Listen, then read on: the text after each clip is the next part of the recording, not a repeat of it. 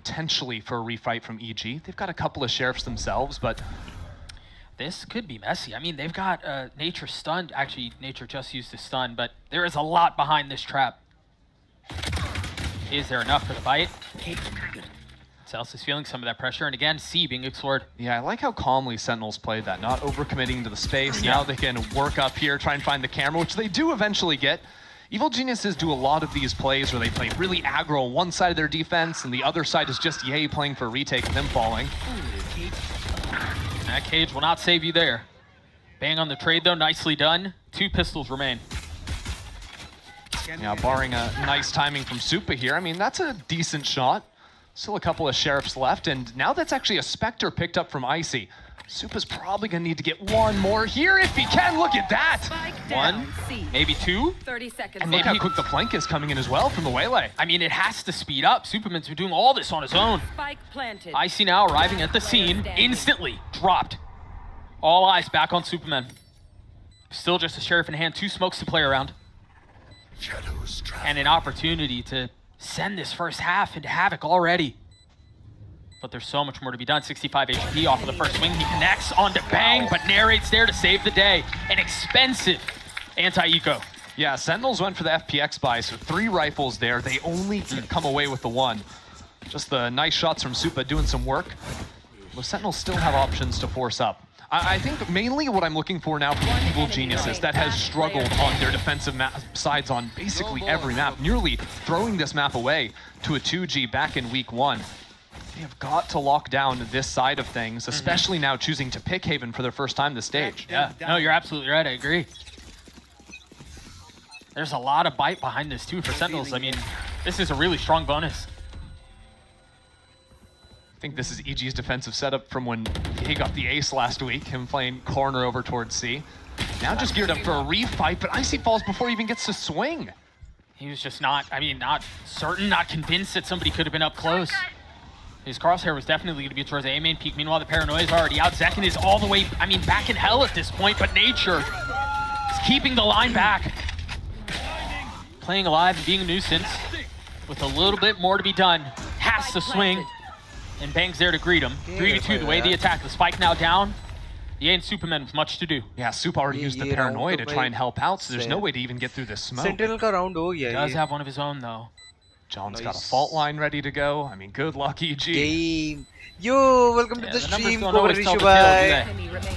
Much easier said than done. Bang with 3 as Sentinels pile it on.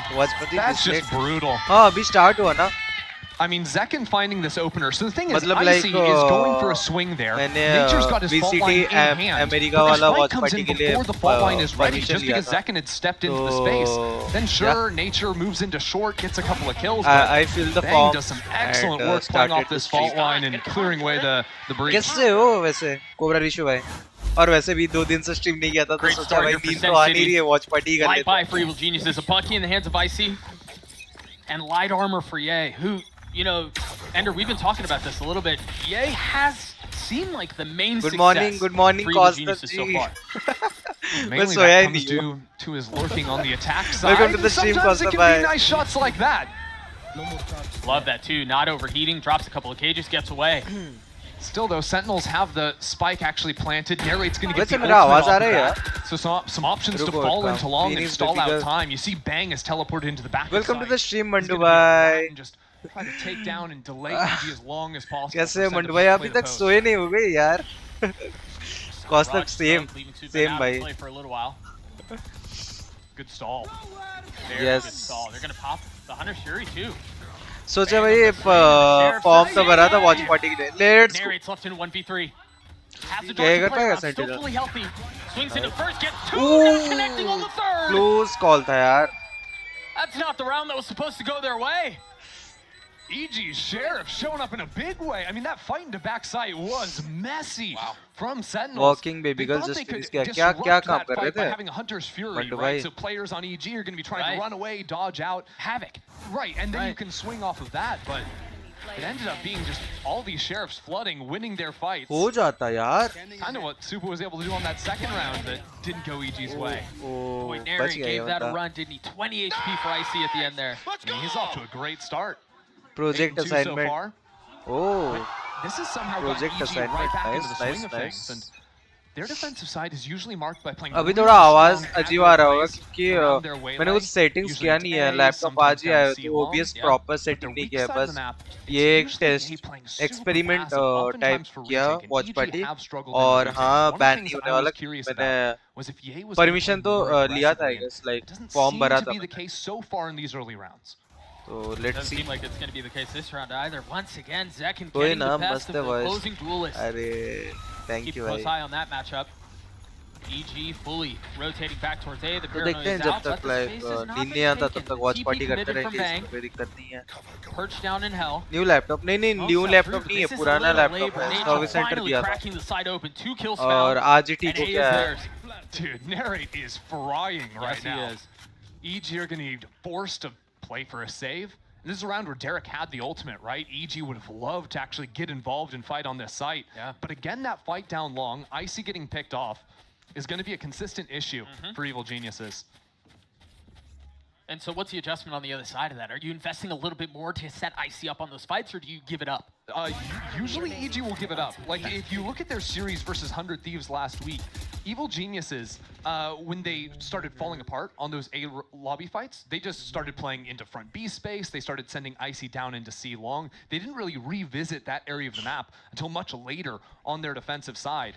And even then, they weren't able to find a lot of the answers. So it's highly likely that Ye switches his setup to play the A side of the map in these future rounds. And maybe they can just ignore those early fights that Zekin continues to find there.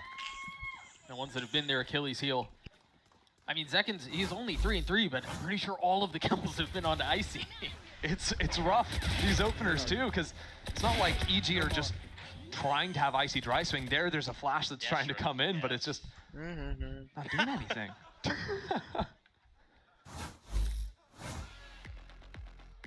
Early timeout called here by Potter.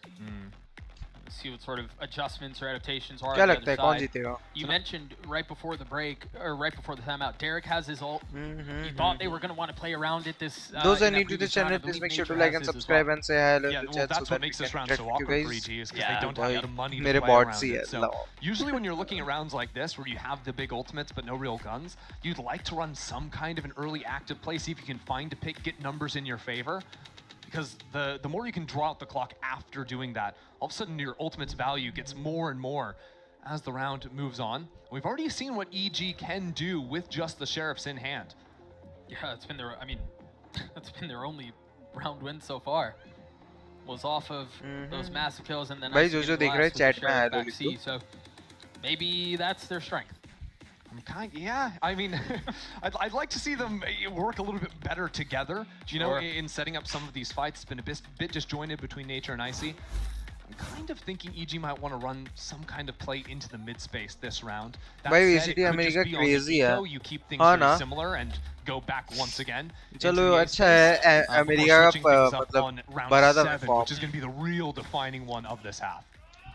लेकिन थोड़ा late हो गया मेरे को मार्च से start कर लेना चाहिए था बट मैंने तो आज से स्टार्ट किया Will they pounce off of like Will they this is fully the invest? You see that second trip no, already first cleared match out. है first match Garage, है it was just off of that shock. Ye hasn't even put down his camera yet. His second trip was a little delayed. Only one with a gun.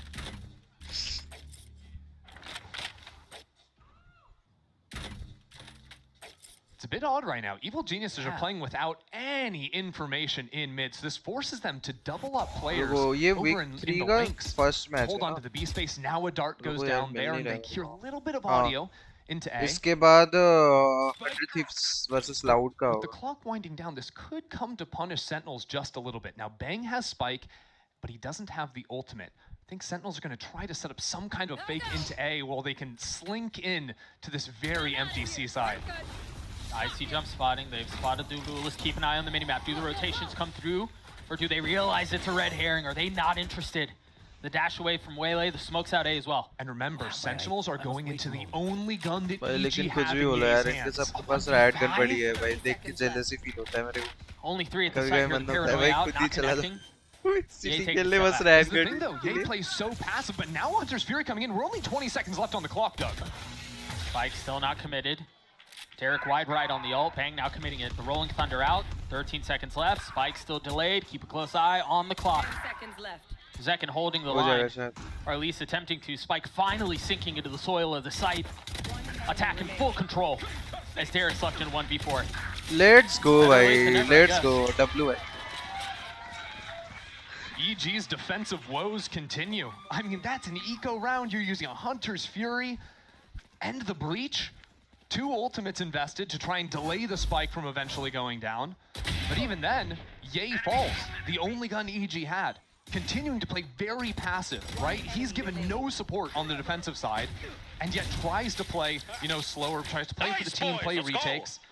But EG have not been in positions where they're allowed to actually go for that. Yeah. And this isn't just a today thing. This is all 3 maps. So now EG off of that loss, yeah, they can invest a little more. Icy has an op, but those ults that you mentioned are no longer on the board. Second Hunter's Fury through. Zekin really far up, and they'll find a vacancy site. Okay, Nice. that's a little opener for Ye. Even gets the hat out too, so big information to be gathered, and Evil Geniuses can try to deal with Garage by pinching into the space. John QT has his ult, he's gonna set the Rolling Thunder out. Zekin catching the best of Ye. Now Garage is theirs. Keep a close eye on Nature though, on the late flank. Oh yeah. Into Garage. This is so awkward, it's so disjointed, but they're expecting it narrate again for Sentinel's massive value on the kill. It's just 2 left. Superman has the op, and you imagine he tries to save it here. क्या Just बंदा कर brilliant पाएगा? awareness from Save Narrate there. करेगा. Operator है ना? Lots of things going on with the fight into Link. Players wrapping him from mid as well. And sure, Nice. Super might be able to एक survive निकाल with तो this दिया. operator. But Sentinels call another brilliant post plant. They're continually अगर ये getting EDG होता very तो I will active support in EDG. towards But C-Link अभी when they EDG plant नहीं है तो onto like I C. support They've clearly Sentinel. prepared for how EG like to play this side of the map, which is very passive, right? Ye just spamming off his trips into Garage. It's a very solid game. Oh, it में ले लिया बंदे ने. You tell for Sentinels there, no reason not to hunt that op. They have plenty of money. Zekin was one off of his ult, so yeah, go get him. And if you die, you'll have the pew-pews for the next round. And yes, Superman's able to hang on to it. But you're right, man. Sentinel's game plan has been, hey, we're going to disrupt this retake. We're not going to allow you to flood out. And it's been gorgeous for them so far. And they've clearly realized that they can go late into the C side when they're getting challenged in A. That's where EG are going to be set up. Maybe they can get this operator onto an earlier line. Is this the adjustment for EIC to start winning these fights? Just hand him the big stick. Not even going to get challenged. Well, I think Sentinels are going to try to refight this anyways. This is danger. This is danger. If they commit to this. Smoke, flash, the drone there, the shot connects. You play with fire and it'll burn. Interesting that EG are holding on to the A space. Sentinels reacting by going into B, but there's a double stack here. And a forehead was spotted, so you see the rotation starting to come through. I see a mad dash to the opposite side of the map. Wow. This is great calling from Sentinels. Again, pulling the C players into B only to go through Garage into C because they know that long camera is giving EG false info. Now remember, they may be down numbers, but they do have guns. 2 ults to speak of as well. Celsius really, that was the one I was interested in, but boy, EG just can't figure it out on defense, man. अरे second Bavi It's funny, we talk so much about how Potter's never lost in VCT to this team. Hang on. It's a little closer. Oh, John's nice. gonna clean up. Sen fans in the audience had no doubt on that one, but you know, Potter's never lost to Kaplan in VCT. And yet, it feels to me like this is a complete difference in terms of game plan, right? Yeah. Every single C post plant has been the exact same thing. You've got this double wrap coming in from the B players of EG trying to pinch into Garage. And at the same time, Sentinels are fighting forward. Ever since the pistol round was exactly the same, but each one of these fights is going Sen's way. Their game plan is simply beating out EG's on the field of battle. It certainly helps to have Narrate putting up the performance that he is. I think in this day and age of Valorant, it's easy to look at a team and look for the star, right? Who's the guy who's going to put the carry performances? And sometimes there are 2 or 3 even, but it's just interesting to watch a Sentinels team develop from the beginning of kickoff up until now. It really does take a village with them. Yeah, Sen's a whole galaxy. Yeah. Yeah. they made a Netflix show on it, a three-body problem, and it's Zekin, it's Bang, it's John. This game, Narrate and Zelsis too. EG have a whole slew of problems to deal with, and it's not going to get any easier on their A retakes, which have struggled this stage.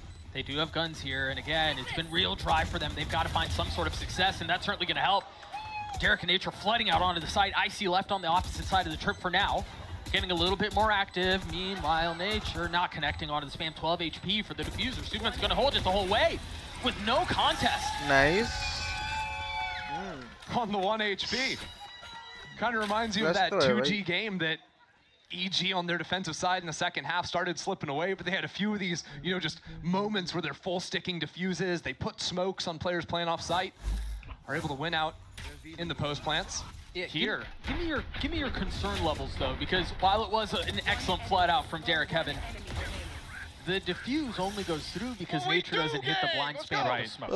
I do think तू किसको support करता है mandu? Icy's coming in on ADG the or flank to sorry, deal with EG that or too. It would have gotten SEN? a lot messier, that's for sure though. I think the big thing for EG was comboing their dart, their paranoia with that drop out of heaven, which has been disjointed previously. Interesting defensive adjustments here. We talked so much about Icy holding the A long line.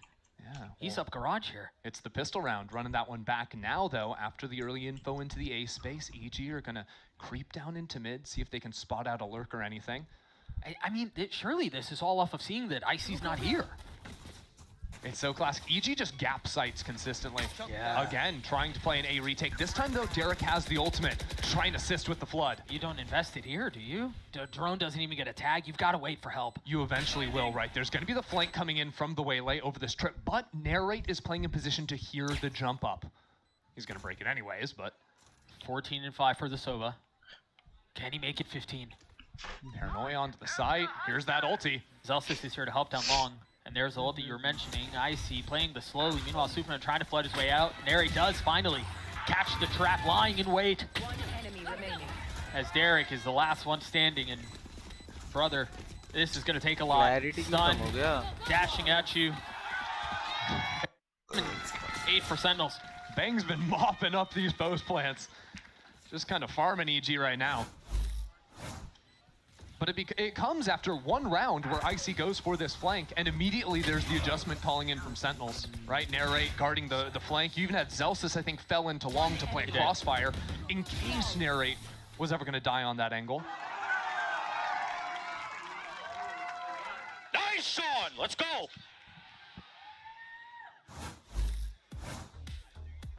This has kind of become a habit of Evil Geniuses.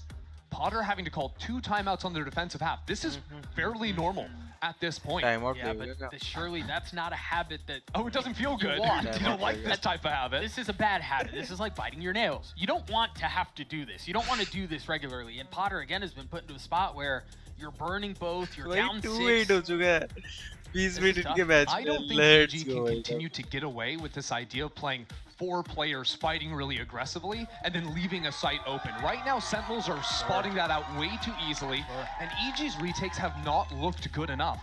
I think it's a lot harder too, working the waylay and not having a jet to be able to smoke, drop out of heaven, or smoke dash into a site and just buy time inside of the cloudburst.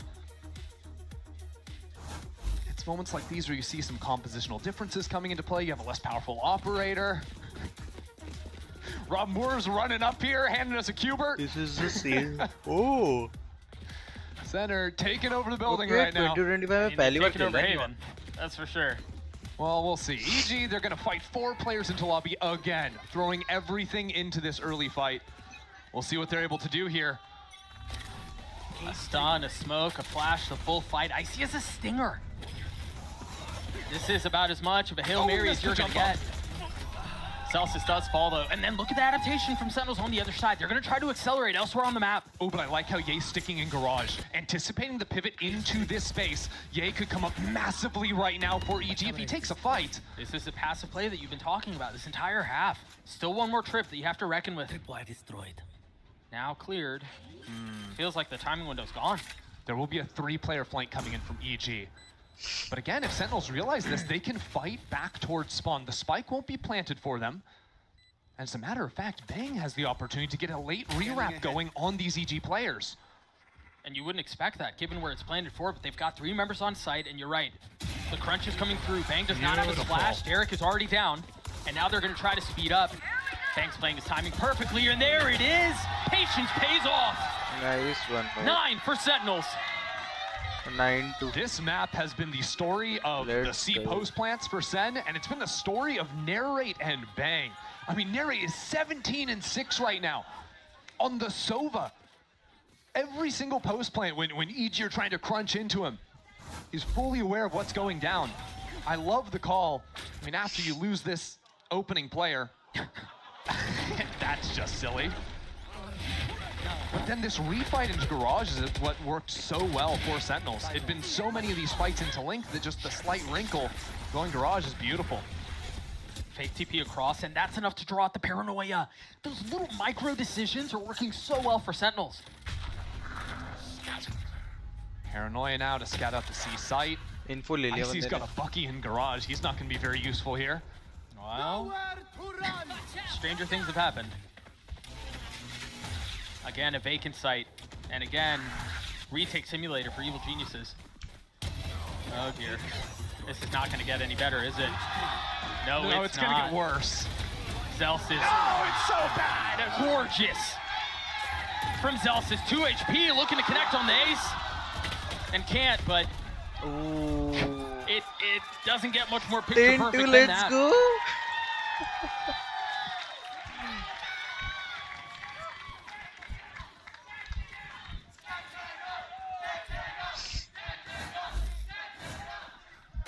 Just destruction out here.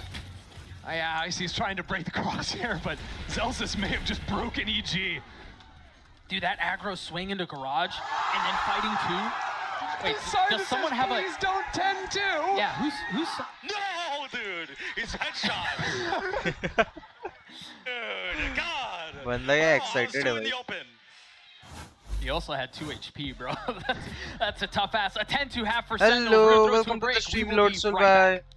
bhai. Half time हो गया. Oof. अभी तक सोए नहीं हो Lord Sul bhai. Don't be. You know, at Verizon, we'll pay off your phone. And you'll get iPhone 16. That's a value of up to $1,600. Only on Verizon.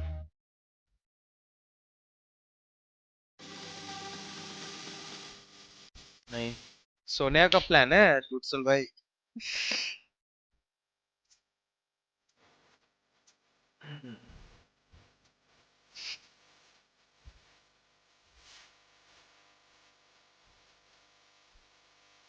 भाई ये क्या support with pets and channel तो अच्छा नींद नहीं आती नींद उड़ी हुई है अरे यस मोमेंट भाई यस मोमेंट नींद उड़ी हुई है भाई मेरी भी उड़ी हुई है अभी नींद नहीं आ रही है मेरे को सोचा क्या करूं सोचा ये वॉच पार्टी कर लेता हूं okay let's go 2.3 million okay है ईजी पे 1.5 लगा है हाँ कल शाम 90 मिनट जैसा सोया था अभी भी नींद नहीं आ रही भाई ऐसा कैसे मैं तो आज शाम को बस कितना 1 घंटे या 1.5 घंटा सोया था तो नींद नहीं आ रही इसी वजह से और मैं आराम से सो के उठता लेकिन मैं कॉल आ गया था मेरा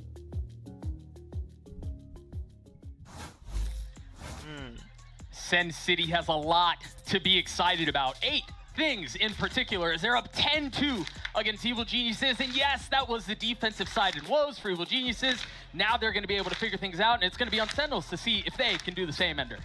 EG need to start out strong here on the attack side of things, but they're going up against a Narrate that is in the zone.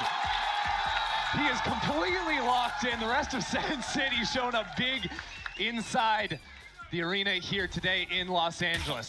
But Evil Geniuses, last real shot here. Start things off a little bit slower, scouting out the A space, droning down into C before choosing their mark. What was the game there? आप देखते हो क्या बोलते हैं VCT matches देखते हो Lord Sul भाई Connecting onto anything. Keep a close eye on that trip. No real way to punish off of it, but Yeah. A little info gathered. A little bit later than usual, you see the fault line come through from EG. So that'll be back at 40 seconds. Still will leave some time, but Ye is the guy to watch on attack for EG. EG love to give him positions to lurk up. So often he'll insert himself exactly where he is, inside window. But Sentinel's scouting has been perfect so far on the first half. They're not going to be fooled by these late lurks from Ye. I don't know, Let's he's go. a sneaky little bugger. They might still get killed by him, but they shouldn't be किसको fooled. Support करते हो वैसे VCT में? मैं तो EDG को करता हूँ, लेकिन EDG वाला हम वॉच पार्टी कर नहीं सकते क्योंकि वो चाइना का है.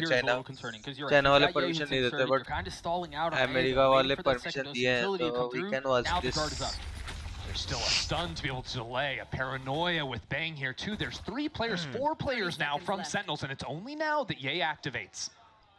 नहीं बोल रहा था. He's going the अच्छा wrong नहीं way. दिखता, my But bad. that's okay. He's calling the rotates to come back into मेरे को C. लगा Rotates हाँ actually here with दिखता 20 है. seconds left. EG will still have time to plant the spike. It's about Celsius finding this timing now into the mid space. मेरे को लगा HA लिख रहे थे, HI हो गया. Meanwhile, Ye was so far My up, bad. Houston spawn, gets second, yes, traded back though. Hold on, Narrate's now pushed into A lobby too.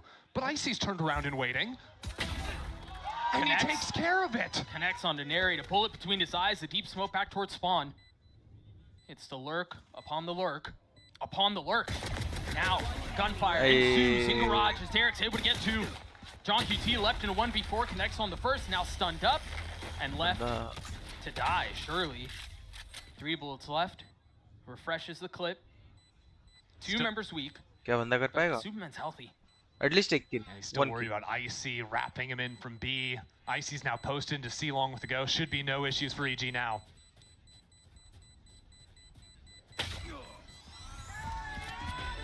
So what was so successful there? That was, again, standard attack side round from Evil Geniuses. It's about Ye getting that insert, finding that lurk timing, and calling the rest of the team in towards C. Sentinel sort of overbought that site hit because it was so delayed into the round.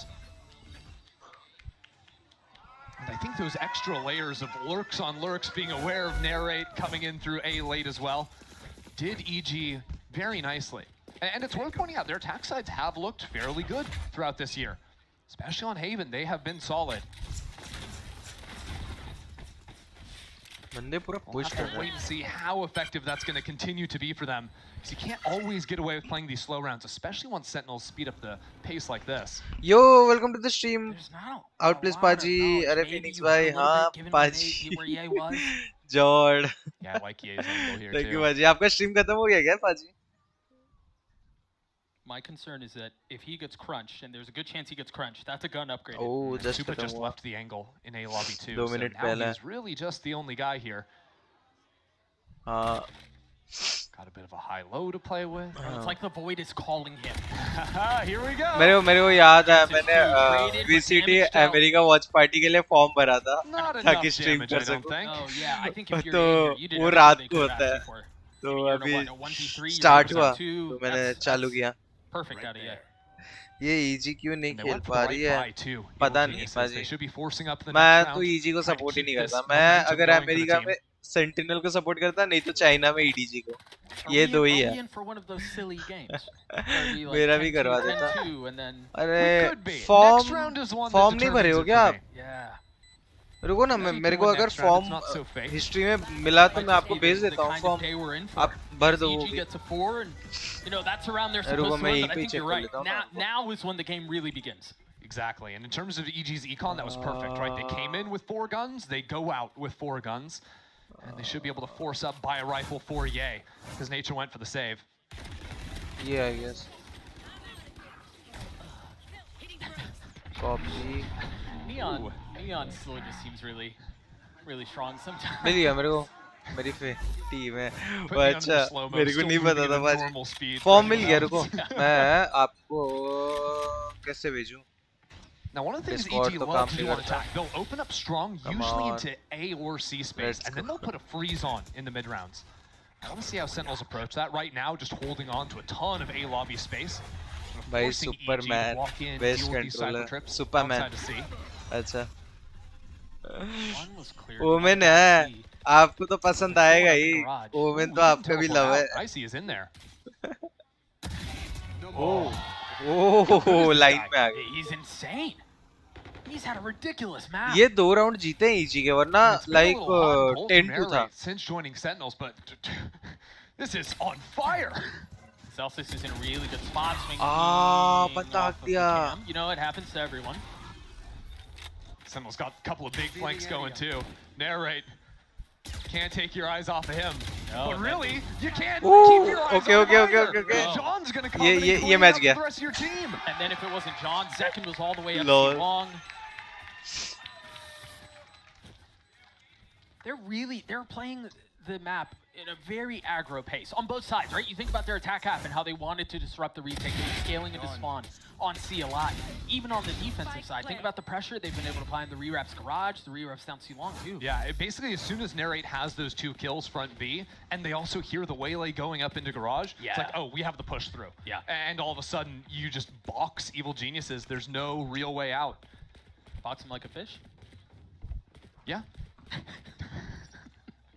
Very well handled there. 11-4 for Sentinels. Ults really, I mean, you've got Narrate who's close to his 19-8 performance out of बाजी him. आपका WhatsApp काम करता है? Meanwhile, EG was मतलब वो not जो number है speak वो up. WhatsApp है उसमें. Uh-oh, this fight on short. No. They've seen this play before, by the way. EG ran this same play versus 100 Thieves, and Cryo killed Supa in that same spot last week. There's little things not going EG's way, the big things not going EG's way either. Numbers advantage here Based for the it. defense. And if what we saw in the previous round is any indication, you're already seeing Celsius get active down C long. Once they have a little ये advantage, सिर्फ they VCT start to America take के everything लिए else है on the map away. ये form. They know exactly how much space they can acquire. को streaming. He's still forced off of trips in garage while the Based team दिया, is देख pushed low. away from the A site too. They're going to want to move back into him, but now he's given up his position by breaking it. And that's such a dangerous call because, yes, you've got Ye who's late lurking and trying to insert, but that makes the A hit so much weaker. Because you've already lost a member in Superman. भेज दिया बाजी. WhatsApp No check कर लो. smokes either, so you really are banking on either over rotates from Sentinels or Ye finding something here. Although, I mean, to be fair, getting 2 trips on your own, not bad in terms of creating gaps. And you can see Bang backside B is switching his positioning. Is someone coming garage? Is it going to be B? Well, Really he nice. deals with that. Yeah, rotating around, very nicely done. Ye's dead, Celsius is on the prowl, but he might be a little too late. They've got a lot of space on the site. Sentinels choosing not to push the pace, choosing to take a step back and wait Eyes on Zelsis. for reinforcements to arrive, and they could not be a moment too soon. Nature now dealt with Icy and Derek left alone in 2v3, and it just went from hard to harder. Nice. Man, 12-4. that post play just looks too easy for Sentinels. EG kind of all off on doing their own thing. And then you even have like Bang clearing. They're so calm with it, right? Sees the shoulder. Oh, quick little step to the left. Instant kills for him. Beautifully done. One enemy remaining. That kind of felt like the last chance for Evil Geniuses here. Yeah, I agree. बंदा I क्या was actually चिल्लाया है about to भाई. ask you, I mean, do you just full send here on a site? The 1-4 hasn't been very successful, but I mean, you got to try something, I guess. Potentially, it might be Sentinels that are going to be trying something, going down C long. Got a stun set up and then a full dash down. Does Zekin have ult? No. But it is still Zekin. A deep smoke, the stuns, the fault line out. It's a full crunch C. No one's home. This puts so much pressure on EG. They need to take some space into mid, see if they can exploit this gap for the time being. But already there's some repositions coming in. Sentinels trying to react to this hit. John just repositioned, doesn't have a stun up yet.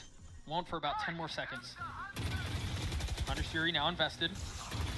They've gotten a lot of space on the site, but they haven't been able to get the spike down yet. Nicey's now dead. It's been labored, it's been cumbersome. And all the while, Sentinels have now crept down into A lobby. Zelsis with a chance to flank after breaking the trip. A fight forward into Link too. Rolling Thunder out, John just got a stun back up. Garrett tries to scale up in seconds there to greet him. Sentence जीता है guys. Welcome arms, the second fight going through, going the way of EG. Superman on top, the paranoia and out on site, but keep a close eye on Zekin. He's all the way back. You still got Zelsis who's back window. GG's. Superman left in a 1v3. GG. Save will get a couple. Oh गया यार. Once जीत again, गया it's senti. Narrate पहला who saves the day. Match जीत गया है. Bookended. What a भाई map from let's this go guy. भाई कितना हुआ है 13-4 for Sentinels, but that is 35 just minute a में एक मैच जीत गया masterclass बंदा performance on Sova out of narrate. You couldn't ask for anything more. No, I mean, I lost count of how many kills he had. We'll check here. 21-9. Yeah. Thing Narrate. 2 had an absolute burner, 17-7. It was all those post plants. Really was Sentinels on the भाई attacking जो side. भी लगाया Had an था answer to सब every चीज़ें single कर रही है। idea EG was trying, and they were shooting on top of that too. Concerning too, that was Arre EG's map yaar. pick. Now they're going over to Pearl, and it is interesting to think about. We haven't seen the EG comp एक since they minute, were मैंने running follow the नहीं किया था। funny Phoenix low. Jet stuff on Pearl from like way back in week 1. So who knows what they have in store? Yeah, that was their opening match versus Loud, I think it was. उसके बाद They've got to bring in some new ideas. मेरे को 'cause, याद नहीं है, yeah, मैंने follow नहीं किया था, if fuck, Sentinels yeah. prep has anything to show, you're not going to be challenging on maps where Sentinels have done the homework. Maybe Pearl will leave some better opportunities for EG. Evil Geniuses is yet to take a map off of an American team this year. The success that they have been found has been against the Brazilians, and unfortunately, too, gotta mention that the streak of Potter getting the best of Kaplan is gone. It's dead. Pearl on the other side of this break. Stay tuned.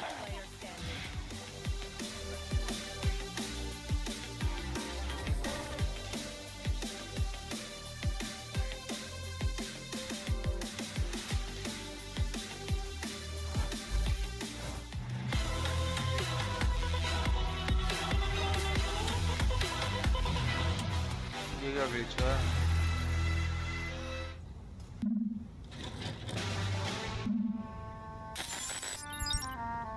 Fuck you.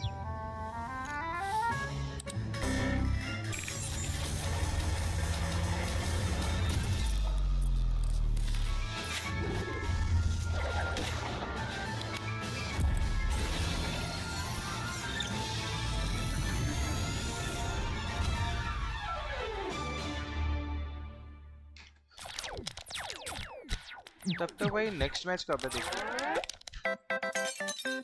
Red Bull gives you wings.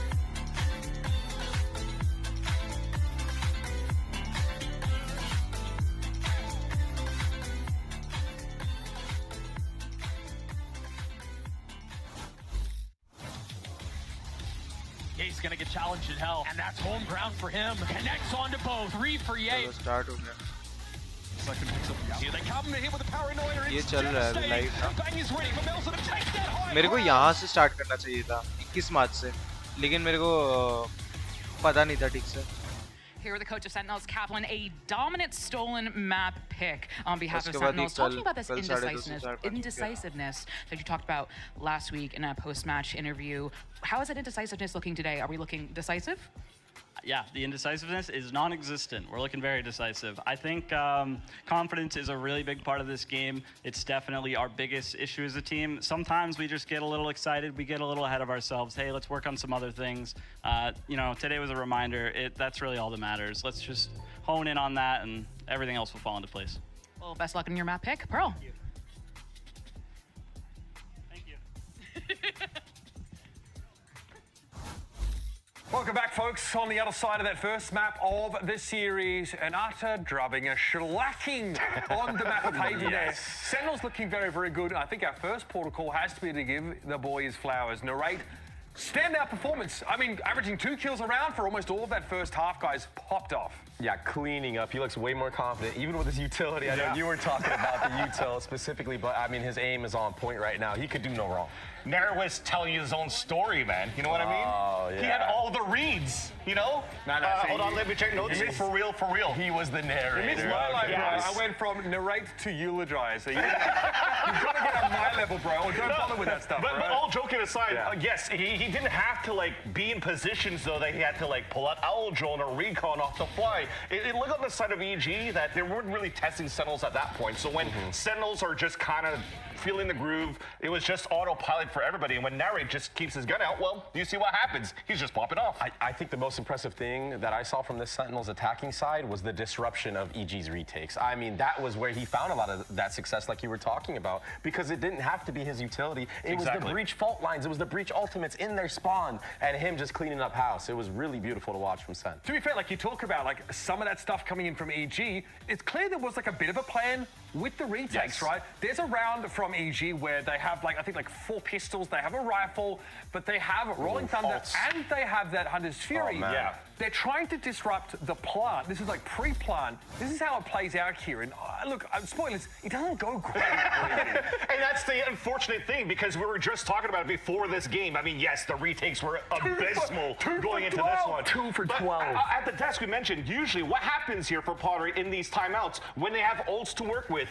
And in the past, with different rosters, we know there's trap plays. We know they're going to be good to like flood behind utility. But then it comes around the fundamentals. You have a Hunter's Fury that's being thrown by itself. The Rolling Thunder doesn't hit enough people, and then you're not pincering back into that seaside control, and everybody's just unfortunately falling like flies. It's such a gamba, and also like you don't even have you don't have the weaponry behind it either. So it's like, I get it. You're trying to stop the bleeding. You're trying to get some momentum back into your favor, but sometimes it's just too hard. Even if you land the ults, which they didn't even land. They're definitely bleeding blue. It's oh god, Vans, brother, bro, you're killing us out here. Does anybody else agree with this? Somebody's got to I need to get just give me a drum set, bro. we need to hire someone to get out the back and do it for us. Let's hear what Coach Potter has to say and what's bubbling in it. Just throw it in. Throw it in. I'm back. Here, the coach of Evil Geniuses, Potter, you kidnapped Cuber, but it was not enough to win your map pick of Haven. Going on to their map pickup role, what adjustments are you making as a team to bring it to a map 3? पाजी maybe some मेरे को तो लग रहा है हो जाएगा शायद 2-0 तो होने वाला है. was not we didn't have the start that we wanted, but Pro has been fun. Expect to see some double duelists and expect us to be more active in map 2. We've got to get more active. Let's get out ahead of map 2. देख रहे हैं क्या होता है. Potter also moonlights as broadcast talent when she drops that kind of stuff. She knows exactly what we want to hear. A low-hanging fruit, let's grab it. Let's talk about it. I mean, we'll get to that, but like we're wondering like, what is she cooking? What is the Potter magic supposed to look like this year? And you were like, bro, the fundamentals aren't there. Yes. It feels like we got another map where that's the same issue. Like, there's no chance to delve into that deep strategy playbook that Potter may or may not have when we can't pull off the basics. Yeah, it's tough. Like I said in the pre-show, it's so hard to be able to catch चलो people off मेरा guard. Final Discord में message तो जा रहा है. You can't even win. अरे पाजी I मत. don't know, not even 30% of your retakes. I mean, 2-12 is just so rough, and it just goes 17. to show. Oh, 2-17. That's 17%. 17%. No, 17 there retakes. There are 12. Here's the thing is that I wouldn't be surprised though from what I'm seeing in the server like week to week. It's just frustrating because they're playing, especially on Haven, a style where it's meant for the retake. So what I'm looking forward to is what she just said. We're gonna get more active. So I'm starting to think, okay, maybe we're done with playing as much retake style and more disruption. Let's not let Sentinels get the spike planted and be able to set up in a post plant. Let's disrupt it. Let's do something about it. A retake-centric map at times, right? Yeah. Especially sometimes you're forced into it by enemy util van. Especially when you get into these moments where you're flood taking the B side on the attack, you're flood taking A side, you're forced to play, retakes with, especially a Tejo that could be used on the side of Sentinels. So if you're going to use salvos or Armageddons, you have no choice but to play the retake, and that's been the bane of their existence so far in this kickoff. But she was talking about some double duelist action, so maybe you're going to see a lot of fights being taken place in A main, maybe down B long. long, maybe even some aggression down middle. So there's a lot of stuff you could do with this double duelist on Pearl specifically. If we see that, I mean, watch her not even pull it out and she's baiting us. Right? Can you imagine? Dude, if I think about double duelists, we would have like IC maybe on Jet, but then in the past, I remember we've seen Ye on Phoenix before, and Ye has tried to play, you know, the Phoenix side on attack, where unfortunately for EG side, they weren't farming orbs. They weren't really maximizing the ult capabilities of what Phoenix could do to try to gain that space. Trying to do solo plays as well without support, that's a little bit tough. So if you want to be active, you have to find ways to support. Have that buddy system. The funny is, again, I mean, it continues to repeat week after week here for EG. All right, well, the stakes are pretty high, as we talked about at the start of the show, and the question lingers, can EG turn things around? Map 2 is coming up after this short break, so don't go too far. More VCT first game of the day coming at you after this.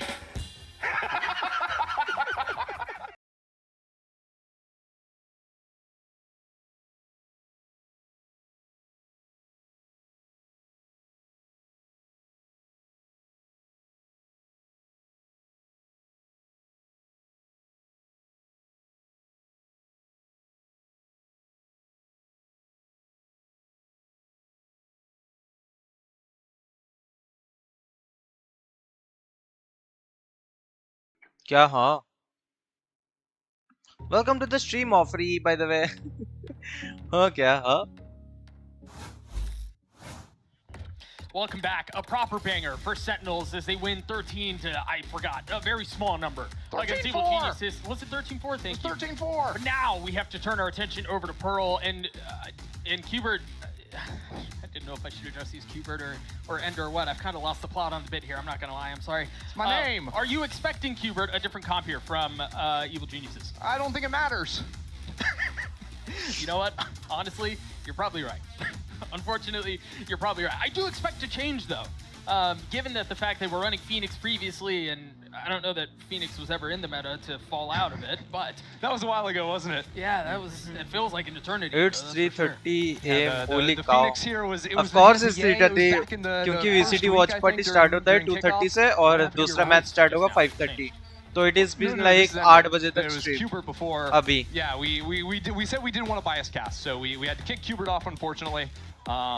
But he's got a lot of other work to do, right? With the social media team and all that stuff. Very busy Q. बीच में मेरा mic बंद भी हो सकता है So they are going to make some adjustments. Running the still sticking with the double duelist, but going Jet Yoru instead. Yeah. And I feel like that's kind of a necessity on this map at this point. Playing the Yoru, obviously, if the map is super large, having the teleport is great. But especially when every comp in the world has Vice in it. Being able to use the clone, to be able to break walls, being able to have the ultimate to fully clear away sites. I think this is a good pivot that I like to see out of EG. What else do you need to see out of EG here? Given that Haven is kind of in the back of our mind here, what do you need to see differently? Well, honestly, I just want to see them have a successful defensive half. I think this has been an issue across multiple maps. EG or Sentinel? But I do think that will be easier. I think both the Yoru and Jet are great at finding early fights, putting off in the hands of Icy on that Jet is going to be a very good look, no doubt about that. But another thing too is I think those two agents can sort of tag team around the map, fight together. That could be a good look for them. देखा पाजी offeree भी Sen fan है have conversations around America के लिए तो Sen fan हूँ भाई मैं सेन फैन but चाइना के लिए EDG always side by side. Spike not even in tow right now. Yeah, just trying to scout out the situation, see maybe where that Vise is going to end up being. They're taking a bit of their sweet time. Well, what's the rush? I mean, I think one of the big things here different between the Jet versus like the Neon in these double duelist comps is you have less effective actual side execs. The Neon wall to set up Yoru TPs, the stun, of course, can be very good. And then the dash for the slide, of course. Exactly, to even catch up with your teammate on the Yoru is pretty effective. These Jet comps usually play a little bit slower. Actually, that looks like Ye's Phoenix just going for a little pop flash fight into streets. Good trade out from Icy. Delayed as long as possible. Narrate's got really good timing, but Nature's on the turn. This pinch coming into B. Sen tried to fight forward in towards long.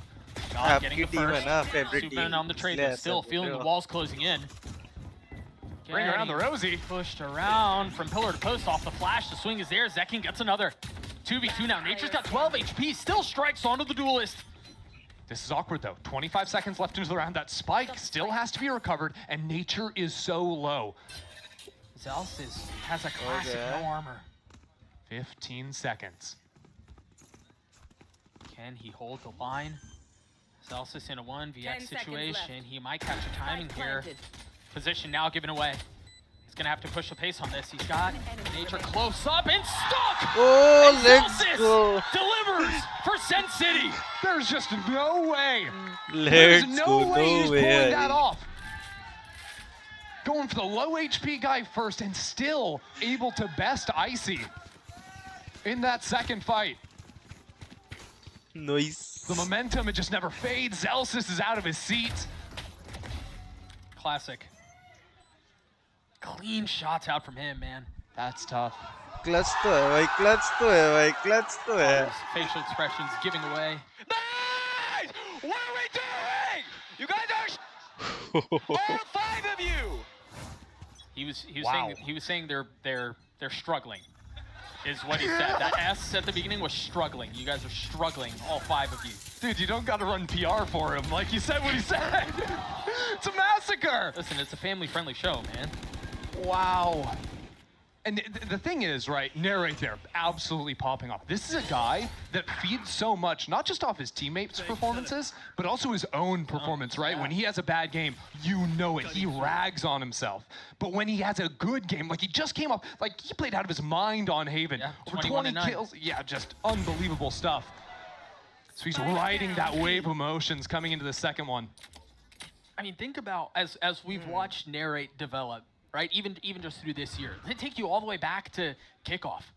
And that scene, that shot that, you know, was very heavily discussed and shared around everywhere where Nature was very obviously upset at his performance against Loud, and Kaplan was there to pick him up. From that player who was struggling backstage in tears with his own performance to that has just been a wild difference. He is feeling himself today. There's no doubt about that. Him and the rest of the team lifting each other up. Now EG, they're going to have a bye, bouncing back here in round 3. See what they're able to do. And really, my question is, how much are they going to play of like the slower style we saw in Pistol, where Ye is still playing kind of like that Phoenix, flashing himself into angles in street, versus running some execs, especially towards the A site. Jack can be pretty effective there at getting past some of this Vise util. But interestingly enough, check out B long. That's a whole lot of people. Yeah, and also the delayed recall. I think they're so far up, they're gonna know what's on the other side of this. How much longer can Suman stay alive? Oh, that util's nasty. Yeah, there was no way out of that. He was cooked. Wait, guys, the spike is still in your spawn. Like, EG can't even accelerate into A. There's already a Yoru teleporting backside. They've got to go back, pick up the spike over there. Now Sentinels are rotating more players in over here. It's a 4v5. And they still haven't dealt with the Vice util. This is, these are tough scenes.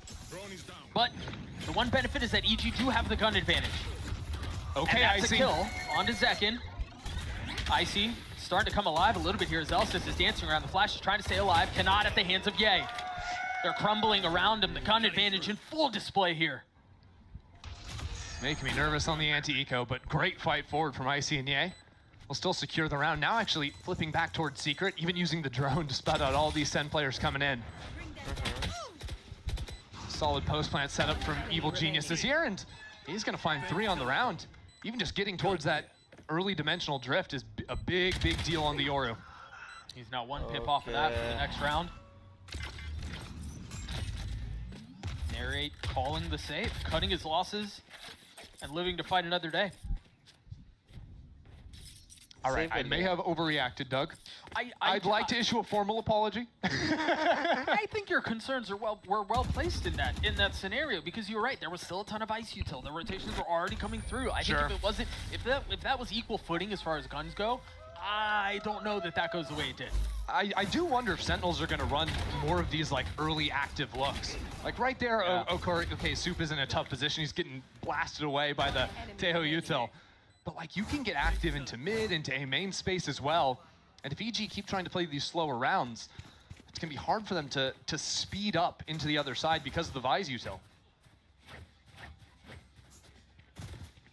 Seeing a different look here from Zelsis. A lot of the util setup B, pretty standard setup. Ooh, it looked like Ye for a second was just gonna have the shorty in play for the ult, but got a last second buy.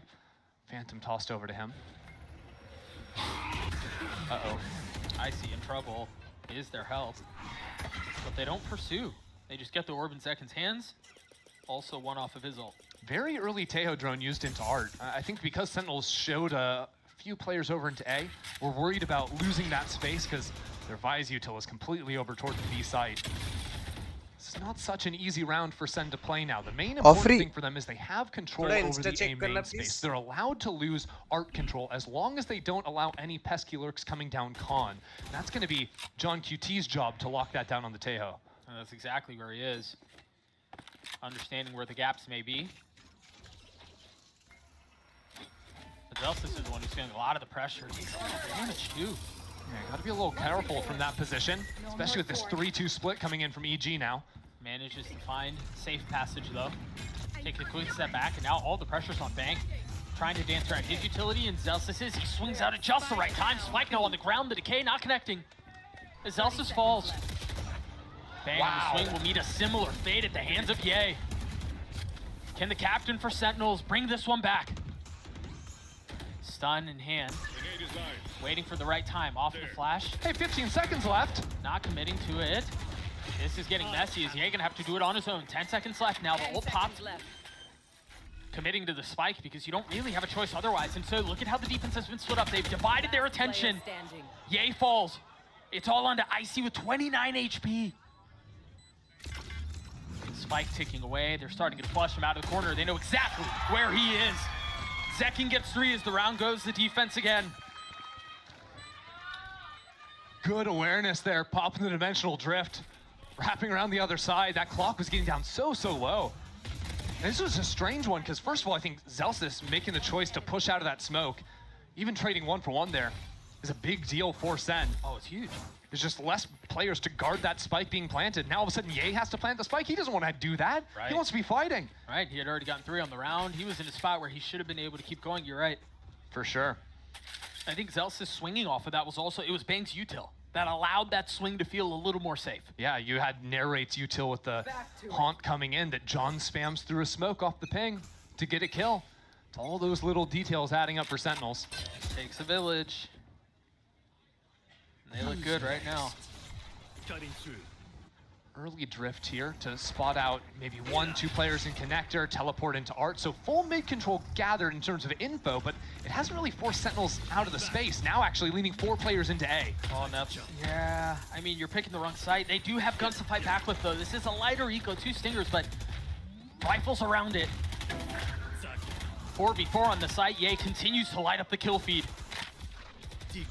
Ye so low. Any more bullets through this wall would take him down. What is this flash? What are you doing there? Waiting for Nature to get further up. There's the flash. There's the swing. Nature strikes. Narrate dead. Zelsis and John left in a 2v4. Zelsis has the ultimate. He's going to look to go. Spike still not planted. Superman did not get tagged, so he had a chance to fight, but that was the only gun left. Zelsis, again, a 1v2. Falls at the hands of Derek. The second ult popped, and that's a round for EG. Good little advert there for the EG Classic coming out of Derek. Couple kills there at the end of the round, with both Vises popping the ultis. That was a really nice play. You called it during the round, right? Ye flashing through that little window over by Church.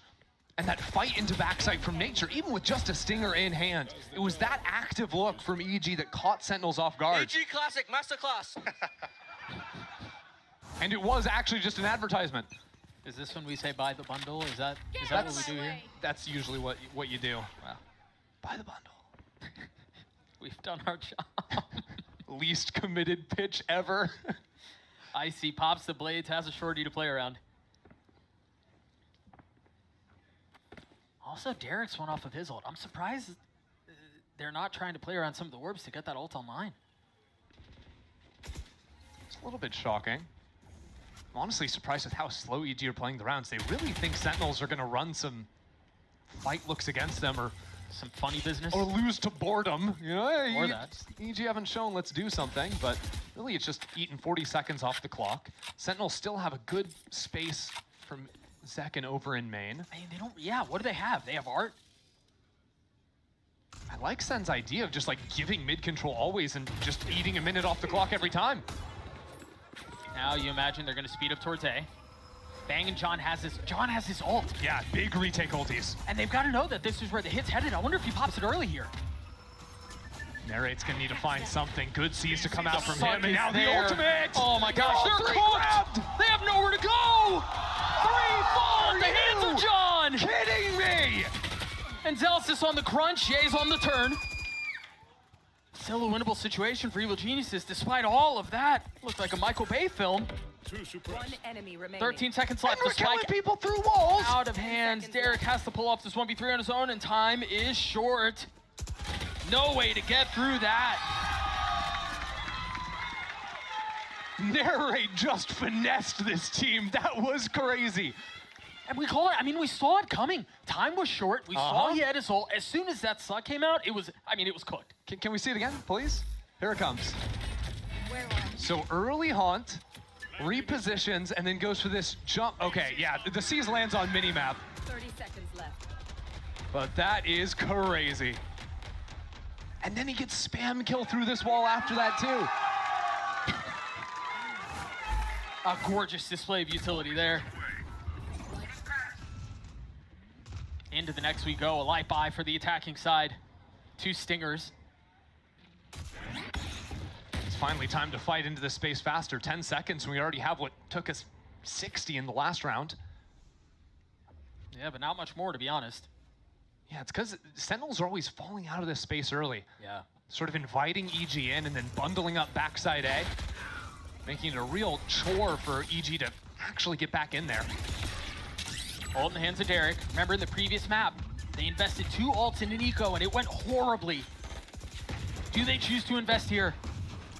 Well, EG can just plant the spike and fall into art control. Because Sentinels don't have anyone really coming in through mid, this makes playing the post plant relatively easy. Yeah. I think EG could actually look for some ults if Sentinels waste any more time. Yeah, I think at this point they have an advantage. It doesn't feel as blase-blah as it did before. Derek with the lighter in hand. Ult now popped. Narrate's gotten it to half. I don't know, he will survive. And they've done a lot of the work here already. It's gotten to half. And now the Cosmic Divide behind it, they can stick this. The only person who's able to get info is Derek. Now Superman getting a little bit closer. Icy now falls. The investment again of the ult just not paying off. And Super doesn't even get a gun at the end of it too.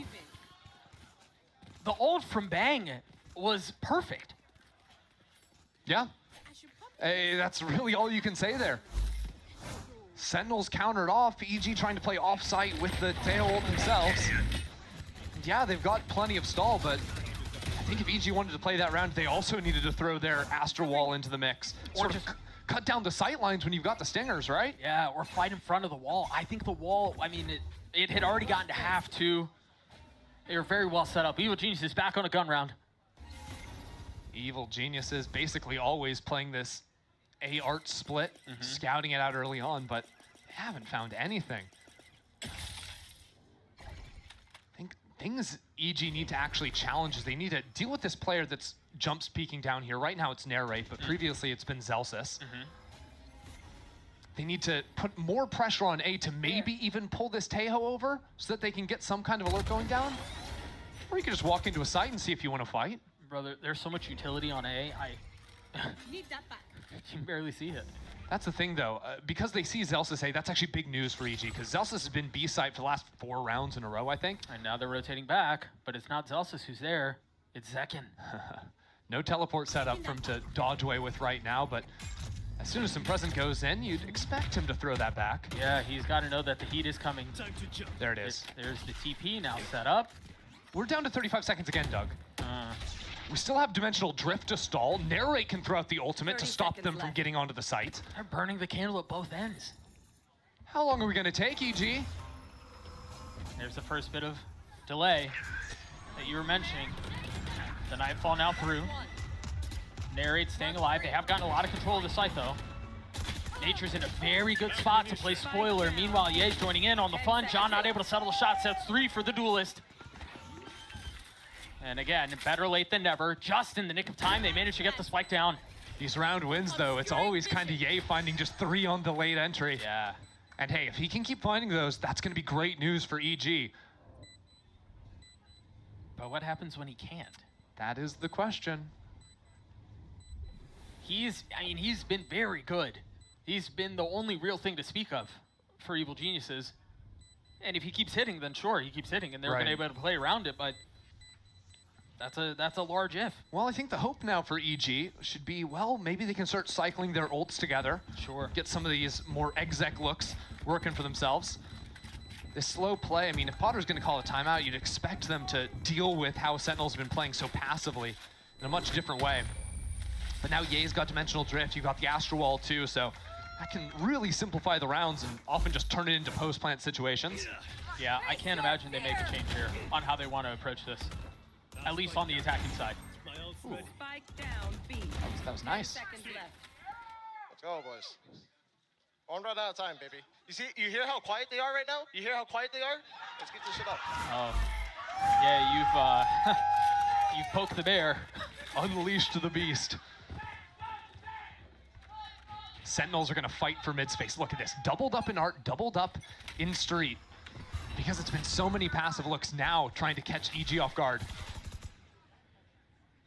Zekken's ready with a flash, and you've got Narrate who's calling the go. Yeah, Narrate will see the first player, then you pop the flash, then maybe you double walk out a street too. Yeah, it's going to be a crunch across the middle of the map. There's going to be a lot here on Nature to hold the flat out from double doors. Ooh, maybe EG read this though, with the drone in A main spotting nothing. Or they just take the fight out. I like that. The flash to salvos through, kills traded. But Nature somehow, we called him. He's going to have to be the one to deal with a lot of the aggression, and he does. Sentinels now tripled up in street. A side open, B side open. But EG still have to find their way through this. Supa, the great kill for Evil Geniuses. Doubled up, tripled up. Brother, what? How does, I mean, he handles that beautifully. I think even in some losses for EG, Nature has been very calm. Whether it's post-plant situations, when there's a lot of attention being thrown his way on the defensive side. It's usually a guy that can step up more often than not. In a year where EG have been kind of struggling to find that consistent performer. They may have found it. The two remaining members on the side of Sentinels are they going to make a run at this? I mean, you've got the salvos you have to deal with. I don't really see a way in. Yeah, Sen's money isn't too hot either. No. You're definitely going to want to keep these guns alive. Taking them out of EG's hands not so meaningful when you look at the numbers on the screen. So a very good round from EG. They answer, and you think about it, how many times, okay, well, Nature's going to fall down. You think about how many times EG slow played mid and didn't end up finding anything because Sentinels were playing so passively. Finally, they're actually rewarded for that. Maybe see a little bit more of the method to it for EG. How'd you say it earlier? Losing to boredom? Yeah. And just choosing to go? Yeah, you sort of bore yourself to death. Yeah. It's like, let's make a play. Yeah, Cap's like, why did we fight the mid? Yeah, they're we have they're just losing waited? the clock every round. What are we doing?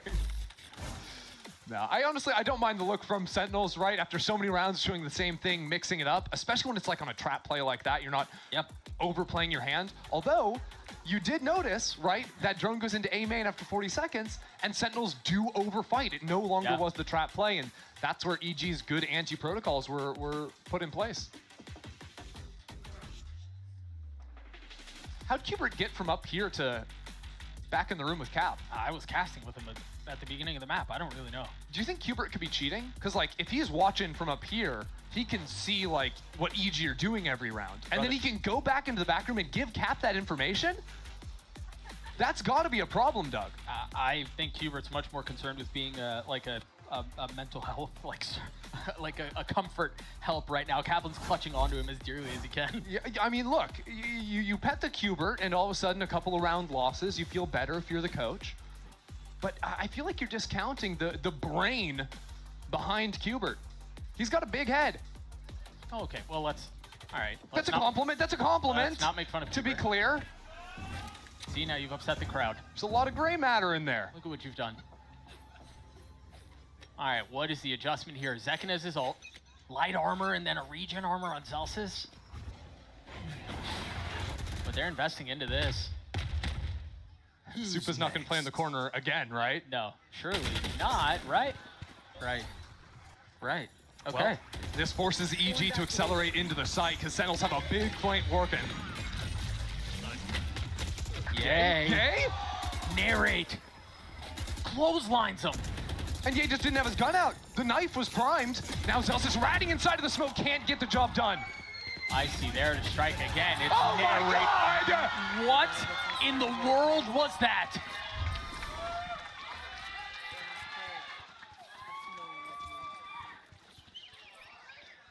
That's just not okay. The fact that he didn't leave his seat is more concerning than anything else.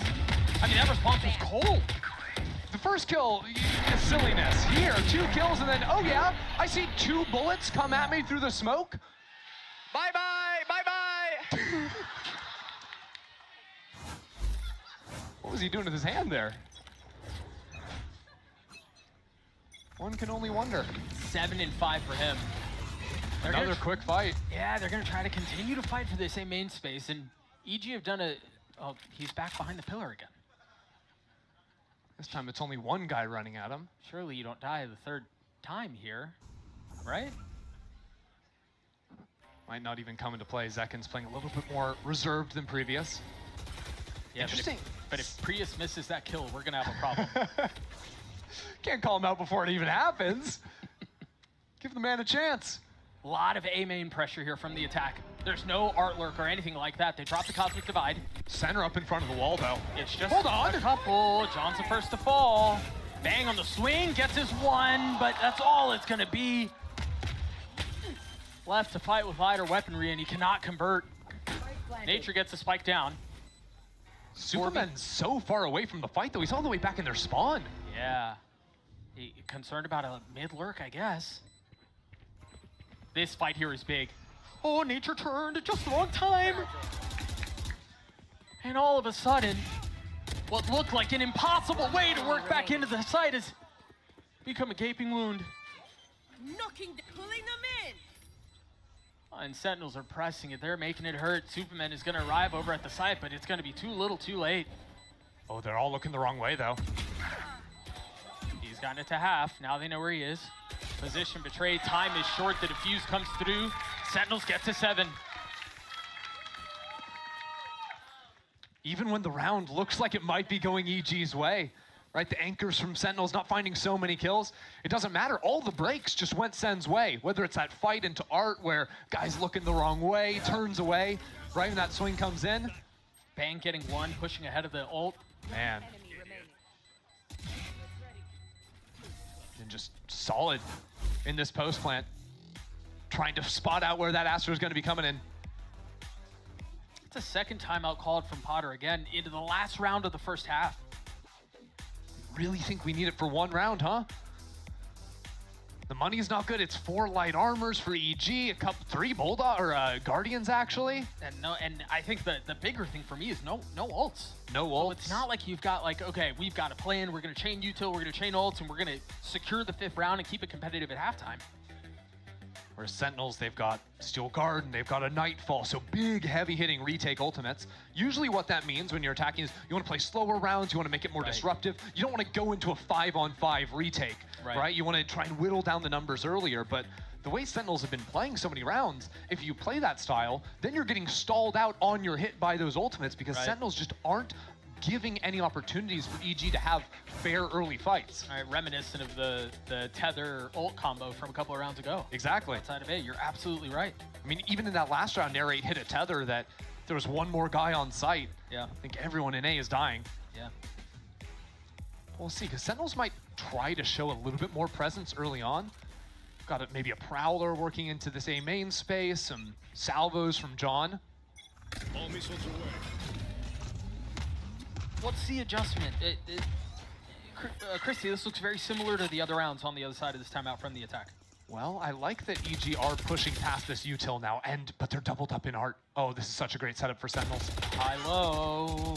Beautiful. Nature left with a brutal headache. They show the presence in A main to pull EG into their stack in Art. Now they've got a Nightfall still and the numbers. Trigger discipline. Not pulling it there. And look at how Sentinels retreat as well, right? They go all the way out here after they showed an A main at the start of the round. Because again, they have the ultimates. So they can give A site. They can allow EG to plant spike. It doesn't actually matter. There's no way EG, outside of some monster performances, can actually survive against these ults. And the only monster on EG who's been alive in the server's dead. They've needed Ye to find the openers, but Nature has had some highlight moments as well. He's the one getting active into backside. It's not even Icy. It is Nature going on the hunt with only 28 HP to his name. Playing in the smoke. There's a Nightfall. Spike planted. That's the first one used. They try to spam through it, I guess, maybe connect onto a kill, and that's exactly what happens. Icy falls, 3 left on the side of the attack. Yeah, they've gotten the spike down, but this does not look like it's getting any better for Evil Geniuses. As Sentinels are in full control. Keep a close eye on the minimap, though. Superman's going to be on this very late flank. But no one's got guns! And yeah, you're right. He's going to get tagged by the ult. Yes, he gets his kill on the nail rate. What's going on there? He's waiting for his gun. He's trying to stall as long as possible and have this insanely quick timing. 1 kill is all he can manage, though. 3v3. Spike has been ticking for a little while here. We're getting down to crunch time. Now the Cosmic Divide again. There's not a lot of time on this. They're going to have to fight this. Derek can fight ahead of it. Tekken's got to stick it all the way! The kills go through, the defuse does not. Supa will keep EG in it going into the half. Only 2 rounds to separate them. And we've got to talk about the kill that Nature got because it was just 1. But imagine, in that moment, you've already cleared all of that space. I mean, they walked through it and then to have to go, wait a second, there's someone behind us? Everyone's head just swivel on a dime. Absolutely. Sorry, swivel on a dime. Swivel on a dime. Head on a swivel. Head on a swivel, swivel on a dime. Turn on a dime. Quiet, Doug. Brother. We're going to a break. Oof, I'm glad I'm the play-by-play. We're going to throw it to a quick break. We will be back on the other side of this. 7-5 for Sen City. I just said that.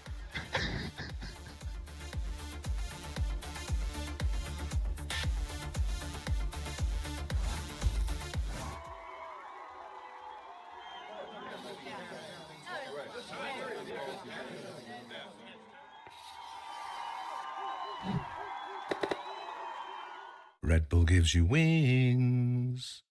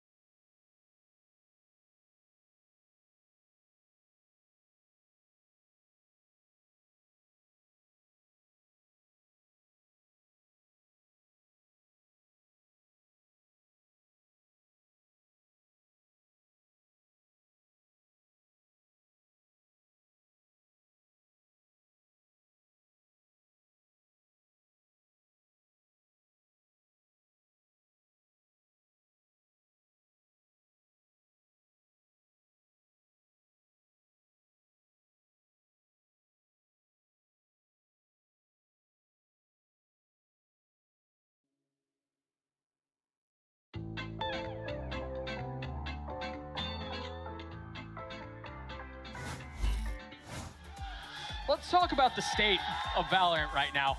It really, as we look at Americas and we look at all the maps that have been played, almost every single map and across the board, it all leans pretty heavy attack side. So given utility, given refreshables, given everything that's been part of the conversation, heavy attack side, right? So you expect teams to struggle on defense, but for Evil Geniuses, the woes go beyond that. It's not like they're good in the pack, but their defense still struggles. They're in the lower third on their defensive win rate. They're going to have to find a way to convert here, Christy. That is certainly the hope for them going into second half. Second halves all year have been a struggle for EG. And now it's just Derek looking towards 5 players. The hope is with a Yor and a Jet, maybe they have more options to find early picks. But even in this pistol, it's going to be a 5-on-5 retake for them. Yeah, that gravity well kept him grounded for a little while. But not long enough. They've lost the sight. There's going to be a Vice Wall to cover the flank. Now, Sentinels don't have a ton of util to work with in the post plant. Just a drone from John and that flash on site like mentioned. EG have a lot more to play for. Boy, they are taking their time. I guess concerned about the aggro post plant like they saw in Haven. John QT swings into his death. Icy's there to greet him with open arms. But again, this fight has been taking for a little while. You imagine it's going to have to happen soon. Hello? And just as the go button's called, Sentinels erupt. I feel like we just watched a minute and a half of Valorant, but only 2 seconds mattered. Yep. And in those 2 seconds, it's narrating what Bang, both finding 2 kills at the same exact time. Yeah, show me how that happened. Because it was even a 5v4. Yeah, because Icy had gotten that pick early on, yeah. Brutal. And I was going to say, like, for EG, the way you want to start off a half here, you want to win that pistol round, get an outlaw going. You want an operator in the hands of Icy, round 4 at latest. Especially when it was a competitive first half, right? Like, it's not like you're praying for a miracle comeback. You're still in the fight, and that pistol does not help. I think we've discussed the EG and their defensive woes a fair amount. I think for Sentinels, coming into this series, when they have won series, it's been a grind. Every single series win has gone 3 maps, right? Yeah. They haven't had a clean 2-0. They took care of business the way people would expect them. Sometimes map 3, like versus 100 Thieves, is taking care of business, but there's always that one map that gets them. Yeah, and this, you know, for a team that's built to win championships, you expect them to be able to win the series that they should win in pretty decisive fashion. And so far, this looks like a turn of form for them. It's been solid so far. This round, FPX by, letting the pistols go for a little bit of lurk action before finally finishing into Derek alone on this A site, calling in reinforcements. Yeah, he does have a Marshal. He's already gotten a kill with it too. Spike planted though. Got a lot of A main presence. Yeah, EG need at least 2 more kills here to deal real damage heading into the next. Yeah, John does not have his missiles. Just now coming back up. And that should secure the post plant. I mean, any damage, well, okay. Any damage dealt will hurt. But again, salvo's at the ready. And that should secure things. Get 1 enemy remaining. A couple of feel-good kills. Narek gets a little bit closer to his ult. He's now, what, 3 pips off? I can count. Yep, that's 3, Doug. And they recover the 3 rifles, too. So solid work from Sentinels moving on in here. EG didn't go for any, you know, jet saving shenanigans or stuff like that, so not going to be able to tap into an op early. That's going to be very good news for Sen. Because when you think about this comp, again, the jet compared to the neon, you have less retake tools in terms of like having the neon stun to zip back onto a site. You're actually a little bit lighter in the util department. So EG want to bank on, you know, allowing Ye and Icy to get walk-ups, take strong fights, get picks early on, and then have advantage numbers going later into the rounds. Are you joking? That wasn't like a wall hack. I drew my haunt moment. He's just killing him through that without knowing. As one does. He's up really far up too long. Okay, crunch. Supa. And, I mean, the spike is still sitting back in Swan, but Derek coming alive. Getting another kill on Zelsis. What's the play here for Sentinels? They might just be getting picked apart. They didn't find an advantage really anywhere on the map other than the opener onto Ye. We'll see how they pivot around John. He wants to call this round. He gets out by the skin of his teeth. Narrate still got the spike in spawn. By John not seizing the gap into connector, it's now harder to accelerate towards A. And if John makes any noise, EG are going to be able to hone in on his location, no problem. I mean, you imagine he's close by. You see the pings on the mini-map, just a little behind. This is big for John. He's got to deliver 8 bullets, connects onto the first. Reloads, and beautifully done. Narrate still has to pull a lot off, and he can't. Okay. All on to John now. 1v2. I got the spike. 15 seconds left, no choice but to commit. Beautifully played there by Icy, not giving him the fight early on, just let him commit to getting the plane down and then get the easy kill and secure the round. Yeah, Doug, that was no problem at all. That was the easy kill, yeah. I mean, you only need 1 player to stay alive anyways. Why'd you ever ask for any more than that? That kill at the start was kind of funny. He did not think so. I think big ups to Supa here, finding not 1 but 2 kills in street. Yeah. Right? I think he's been a player that usually more reserved, but when his team is down in numbers, he'll take that active look. He'll take a timing. He'll go for a dry swing. Just kind of got his team back in the round there. Interesting. Missiles early on towards A from the attack to push them off of taking the A main space from the defense. Yeah, because Sentinels, they want to play for the Dior ultimate here eventually. They've also got the Tejo, so a lot of good tools to play on. Yeah, he's up real close. Oh, he didn't guess the right side. Couldn't even TP out because he was suppressed. And now they're going to accelerate, popping the ult, the dimensional drift through. And the wall goes up, and unfortunately they're going to have to sit and watch for a little bit. Is Zekken looking? See what their duelist can do. I'm back. EG in a really tough spot to get this retake working. Icy's got a dash, try and break out of the choke, but there's so much utility being thrown into this angle. And they're going to play for post.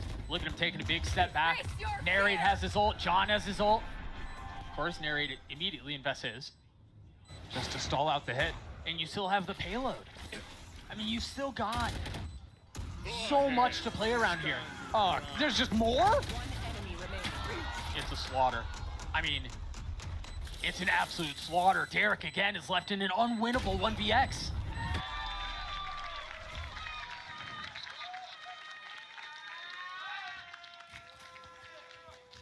Sure, it might have cost Sentinels 3 ultimates, but that is just picture perfect. Yeah. I love that. Just using the ultimates with only Zekken on site. And even Zekken has the teleport to jump back into long.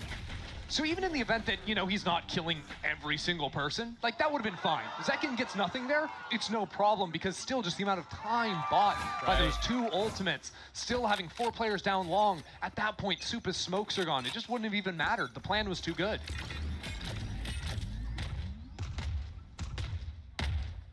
Missiles from the defense. They're not really taking a main, they're just spotting it. Well, look at their guns, Doug. How are they gonna... This isn't the first round they do that, though. Yeah. 2 rounds ago, it was the same approach. They missile at the beginning, but then they slowly try to take a main, and sometimes they don't. It's like this little feint of pressure into yes. falling back and seeing if that might waste a little bit more of Sentinel's time. Maybe then they can punish on the off angles, Sheriff in Icy's hand. Because that's really all EG are doing right now. They're doubled up in street, playing the off angle on A with, you know, Derek sort of baiting out Icy in the corner. Maybe that's good for a kill, maybe 2. But not if Sentinels group together and do another solid hit. Avoiding that damage, but staying inserted. Yeah, John has missiles coming up in 3 seconds, so I think he's going to try and use those to sell a fake before his team ends up committing into B. Maybe he doesn't even need to. Heard some footsteps in Art, the rest of the team scaled into B, so they can get the spike down, and then he's got the missiles as an extra layer of stall in the post.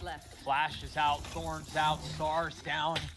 The site is theirs. It's going to be the same post plant, I think. Yeah, I think you're right. Playing a little bit closer to play off of Zekken because they don't have the ultimates, but still options to fall into long, depending on how long EG take here.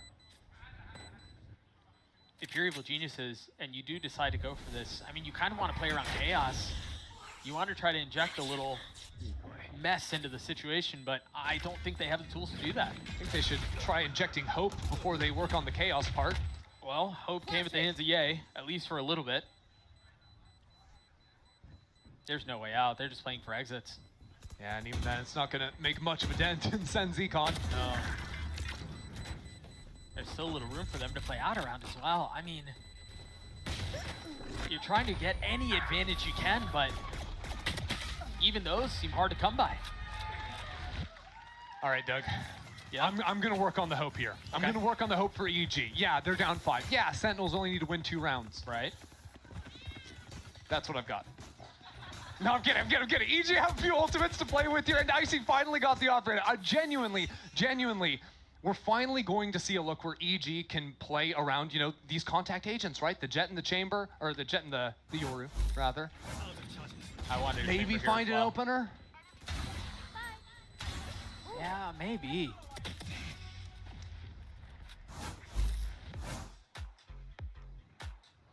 Doesn't feel like you really believe, Doug. You know, it's really not on me to believe or not, to be honest with you. It's true. It's on Potter to believe. Coming in here, it's the last time out she's got. And again, EG have beautiful retake ultimates. So this round for them, it's all about putting Icy in a position where he can take that operator fight. Maybe they fight a little bit more aggressively for space on some side of that, but genuinely, they could also just play more relaxed, kind of like how Sentinels were on their defensive side. Remember, Sen were just using their ultimates to stall out and go for these delayed retakes. Right. EG can try very similar things, at least on this round, with the Yoru and the Astra available. On the other side of the timeout, we'll see what the adjustments are. You mentioned it, an op online. We'll see where they choose to post up. We talked a little bit about how EG have been approaching the A main fight. Seems like that's where Icy will be. Yeah, he's gonna take the same angle as last round, but he can't really step into the space because John's been consistently using the drone to clear this one out. And that's a little harder because the invisibility to, you know, break for your teammate. So Icy's really got to be careful on this line. Do you take this TP if you're Zekin? With the Haunt and maybe a flash combo.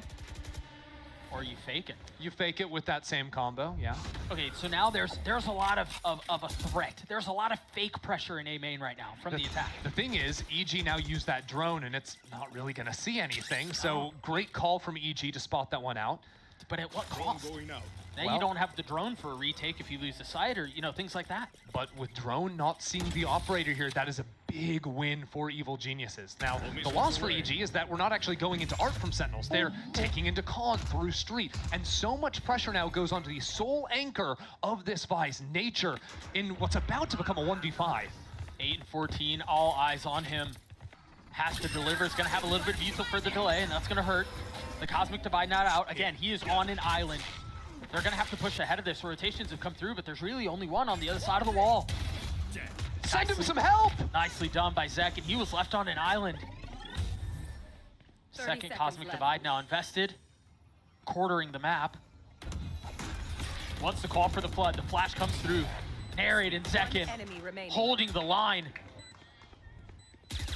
There's no way through. I mean, if you're Icy, maybe you try to save the op? I mean, what else? Oh.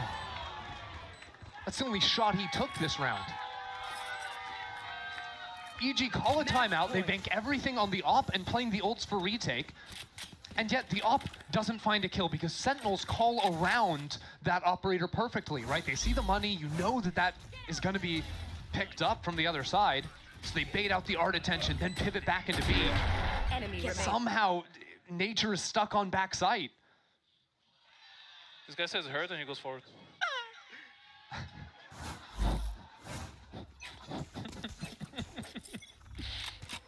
Right. Into the next we go. Ult popped immediately from Zekin. So he's going to get a lot of info on the presence here. Pops a flash. That's 3 players. Spotted, you're absolutely right. Oh, man. And he gets 2? They're fully sending this! I thought they'd back out, but Zekin with 3 kills, and now they can push the pedals to the metal. Now they can dig their heels in. And just like that, we talked about it. We wanted it to be clean from Sentinels, and that's exactly what it was. A 2-0 win over Evil Geniuses.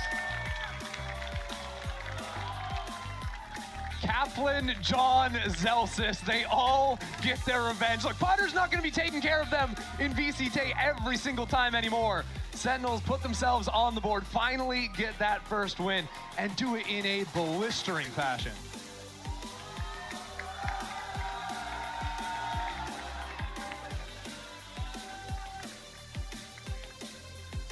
I know it's early. We talked about stakes at the beginning of this series and kind of what the strength of schedule was for the rest of this stage for both of these teams. Let's go, yeah. I think if you're Sentinels, you've set yourself up really well here with this win. Exactly, right now taking down EG. Sen They already played probably the toughest team in the group in crew. Yeah. Beat 100 Thieves, their other good competition, so you've got 2G, you've got Loud Loud तो coming Sen को ही support कर रहा था क्योंकि EDG का match था नहीं ना अभी अगर open में EDG का था तो मैं भी EDG का support करता. Extremely difficult. Then you're looking at a situation where you probably have to beat Loud to have a chance to stay alive here in stage 1. अब देखना ये बात है कि तुरंत match start होता है या फिर it gets notably more muddy. We talked about him a lot in the series, but I want to touch on him again. The performance that Narrate put up across both maps is insane. And it wasn't even always in the kills. 100%. I mean, he was nuts. Like, we'll see it eventually in this, but his fade utility was glorious on the second half. Yeah, he's tracking out his mind, but here, the triple C's into a tail ult as the players are coming out. And this is even discounting the numerous rounds where he was hitting multiplayer seizes and Sentinels just weren't able to play off of it. That happened a couple of times. Like, he was consistently snatching players away and then doing stuff like that. Yeah, that 4K with the spam into the smoke. I think Narrate was incredible. And MVP performance today. I absolutely agree with you, and it really feels like this Sentinels team, again, is starting to come together and come to form at the very right time. And so, with that in mind, I think if you've got Narrate who's performing the way that he is, it feels like vibes are great across the board. There was a little bit of a hangover, maybe a letdown given their performance in Bangkok, but they might be back. Hey, Doug, if you look at the quality of that DAP up, like, Sentinels are back, baby. Yeah, and that's honestly the best indicator of a team's success, whether or not the DAP up is good. We're going to throw it down to Elizabeth at the desk dap me up. for the Verizon post-match interview. You messed up the sponsor segment. Throw it. Go. Don't worry, I got you, Doug. We're here for the Verizon post-match interview, and it's with none other than the IGL of the hour. You know him. You love him. It's John Cutie, everyone. Is that your IGL? Is that your IGL, everyone? Thank you. Thank you, he says. Thank you. Now, John, the first thing I want to ask you is, I talked to you earlier today about the decisiveness that Kaplan said was an issue. After the first map, he said, absolutely not an issue anymore. Talk to me about that. Is that from you? Is that from the team? Where's that decisiveness coming from? I feel like we just came with a different mentality this game. We knew we had the issue going on, and we just fully focused on it this week of practice, and just made sure no matter what, if things going our way or they're not, we just need to stay focused. Make sure we're not indecisive because we're down 0-4 or 0-5. So it was just a lot of work and pre-game talk that got us going this game. What was that pre-game talk? Talk to me. I'm one of you. I'm Zekin. What are you saying to me? Zekin? Yeah. I mean, it's like a whole team thing, not really individual. Everyone is kind of suffering from it. So it was just boys, we're better. Let's be hungry and just win the game. Is that confidence? Is that ambition? What is that specifically that you were missing from last week? I feel like we're just we have a lack of consistency, and sometimes we look like the best team in the world, sometimes we look like a very bad team, and I feel like we just had to work on that and just full confidence no matter what. Yeah. What's your read on today? How did you guys think you performed today? I mean, I think we performed pretty well. I think it's our first 2-0 this year, so I think we have some good momentum to carry for our next games. Yeah. Well, talking about the games today, you changed your Haven comp a little bit. We saw, the Zach Neon, etc. What was that decision making like? Why did you change it? We saw the struggles on Haven before. Was that the reason why, or was it just kind of we see this comp work, we'll go for it? Yeah, we definitely had some struggles on Haven. I think we played 4 comps, and we just went back to the all reliable, our champs comp. I think we have the best Neon in the league in Zekken, and we kind of shuffled the roles with me and Marshall, Narrate. And so everyone is just in their comfortable roles, everyone knows their job, and it just looked good. When you say best Neon in the league, do you mean Americas or the world? Oh, the world, obviously. Just to be clear, we always got to make sure. We got to make sure. Sure. Now, SEN Bites, your short social media, uploaded something an hour ago where you were talking to your team after your crew loss, and you said you were not a Toronto team yet. Hopefully we'll get there, but right now we are not a Toronto team. After today, where are we in making that Toronto team kind of jog, if you will? Are you a Toronto team yet? I mean, I feel like if we show up like we did today, I feel like we should be fine. We're definitely qualifying, but yeah, that's our problem. We are our own worst enemy. Some days we're just not in the server at all, and some days we are, and we just need to keep the consistency, and I think we'll be in a good spot to make it. Yeah. All right, well, thank you so much, Sean QD. Everyone give it up for your favorite IGL one more time. We're gonna head to a break, but stay right there because it is 100 Thieves versus Loud.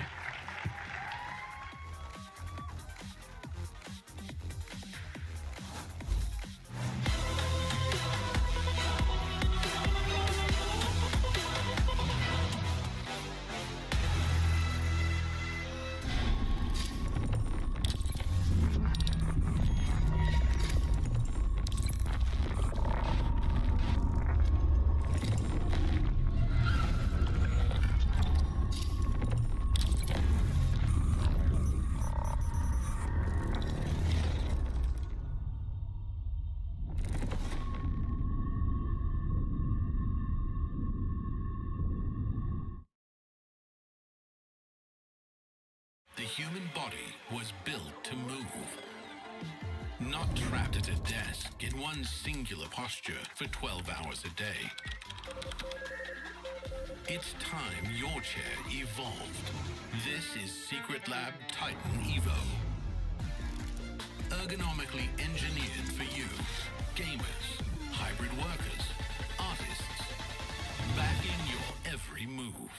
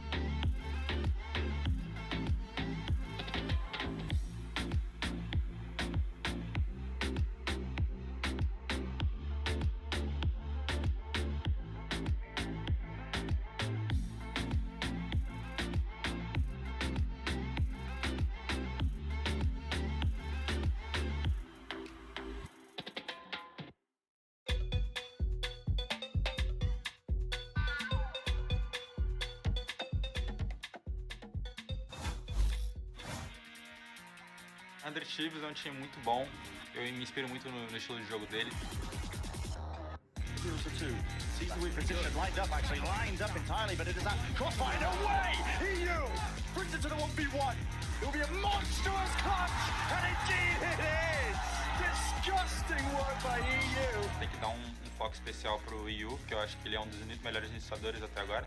We're definitely on the right track, we're definitely following the process and trusting it, and we're definitely on an upward trajectory. I think going into the Loud matchup, we're gonna have to focus a lot on our team play, more than normal, just because of how the team plays and how individually talented they are.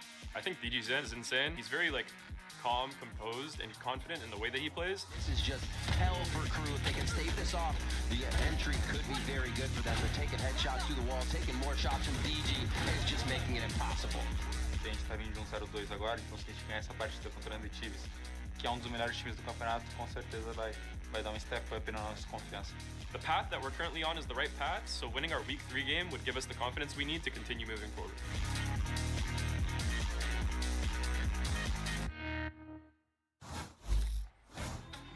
Welcome back to VCT Americas, and our second match on this Friday is 100 Thieves taking on Loud. I'm back here at the desk of Baby and Vansili.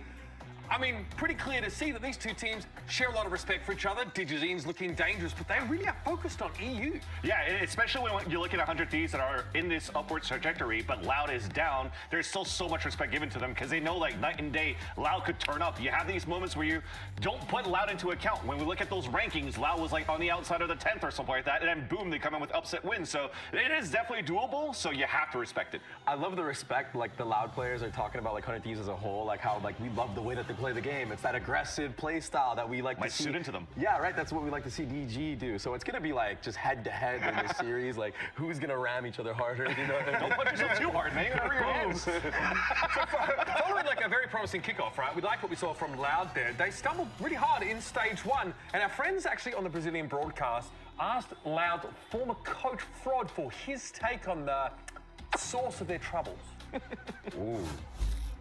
Mas você acha que hoje a Loud precisa de decisões duras? Alguém tomando alguma decisão dura, difícil, para fazer o time mudar? Eu acho que sim, mas não dá. Não é que não quero falar, é que eu gosto dos meninos muito. Eu acho que os caras realmente estão forçando muito, mas eu acredito que é muito mais problema estrutural. E isso não está dentro do jogo. É tipo o pensamento do org, coisas assim que precisam trocar essas coisas, não sei.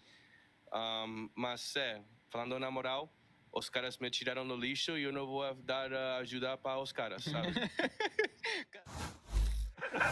No free coaching. Frod knows exactly how to play his strength. But this is the same team, by the way, that had Sadhak move into some ridiculous roles as well, right? Yeah, and he said on interview, I'm just doing kind of what I'm told. I'm stepping back and allowing myself to be molded. That went bloody brilliant, didn't it? Loud decided to make another change, of course, but they brought in Luxo, who will be subbing in today for, wait for it, 2 years.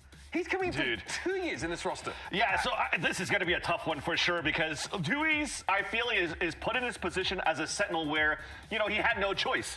He played a duelist role going into, like, the Tier 2, then went into play the controller until Pancata comes in, so what's left? He has to play Sentinel. But Luke Shaw, I mean, you can't put him aside. This guy's been killing it in the Brazilian scene in Tier 2. He played amazing during Ascension, a great anchor player, and, I mean, even Sean Garrison, his watch player, is like, you got to look out for this guy. He's the future here of the Brazilian scene. Yeah, like off-controller player he was on Glorious. That team obviously Sato, Rango, Brood, like amazing team. They were expected to be like a real front runner at that Ascension. It's nice to see Luke Shaw still get his chance, but maybe they just want to go for a 1-for-1 and plug him into a spot and maybe not force him to adopt a different role because it's hard for us to imagine that 2 years was the problem, but we got to hear at least from Luke Shaw about what we should expect from him ahead of his America's debut. And Luke Shaw, you're joining Loud for the first time on stage today. Super exciting. What can we expect from you with the team today? What agents can we see you on? Will there be any more role changes? Tô bem animado. Eu acho que o time vai entrar mais animado agora, talvez com mais mira. Pode esperar isso da gente. E eu vou entrar na função de sentinela. E foi a única mudança que teve foi essa mesmo, eu entrando na função de sentinela. I'm very excited. I think the whole team is very excited with this change. I'm gonna play as a sentinel today, and this is probably like the only change we have for the team. Best of luck. Obrigado. Now, we can see why Loud are probably pretty desperate for a bit of a mix-up here, right? They lost to the Ascension team, not named G2. You can figure that out. 0-2. And missing playoffs is a real possibility. Do you know what I mean? Like, this is a team, obviously, that always has, like, sky-high expectations on them. They maintain the core that worked for them last time around, but this 2G game, like, I mean, I could see it happening. I'm like, they're looking very sussy today. And this is with, by the way, you know, DPI still playing quite well. Pancata having his moments here. But, I mean, come on, you have served up 2G their first win, a win that no one was really expecting them to get here in stage 1. I think a lot of this win, like basically just handed to 2G was the fact that I feel like when Vinny starts playing bad individually, it kind of seeps into some of that IGLing, man. And this series was a testament to that. It just seemed like he couldn't get anything going, and the snowball of him performing bad individually bled into the team, which was so crazy because of what you talked about with DG Zin, literally dropping like a 30 bomb on the first map with 11 and 2 to first kill first half and just blowing it.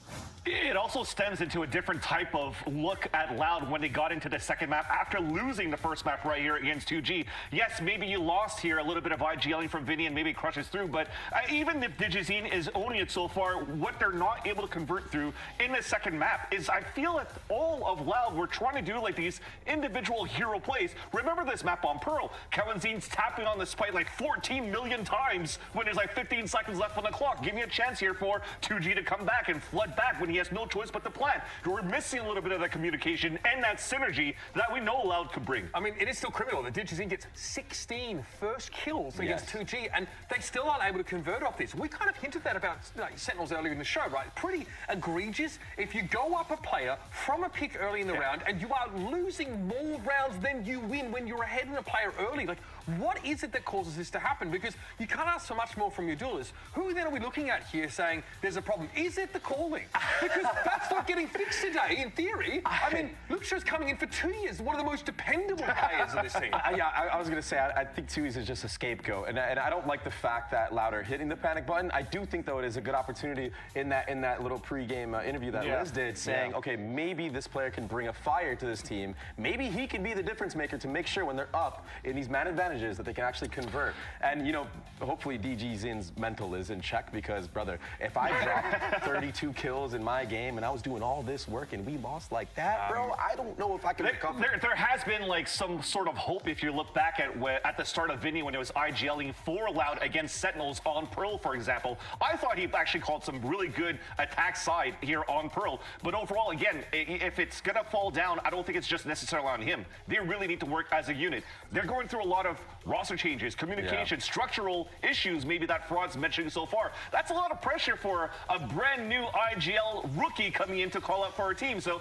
there's a lot that probably is behind the scenes that we don't know about that adds a lot of pressure to Vinny in the calling. I mean, you're asking for Digizine to bring the fire again. We know 100 Thieves bring the ice as always. Digizine will have to contend with Cryo today. He dropped 54 last week. Oof. That was 7-0. Not just 7 first kills, 7-0 in first kills his week. And there are some maps, of course, like in the rotation where we see Cryo go to a duelist, right? There's some jet maps lurking around there.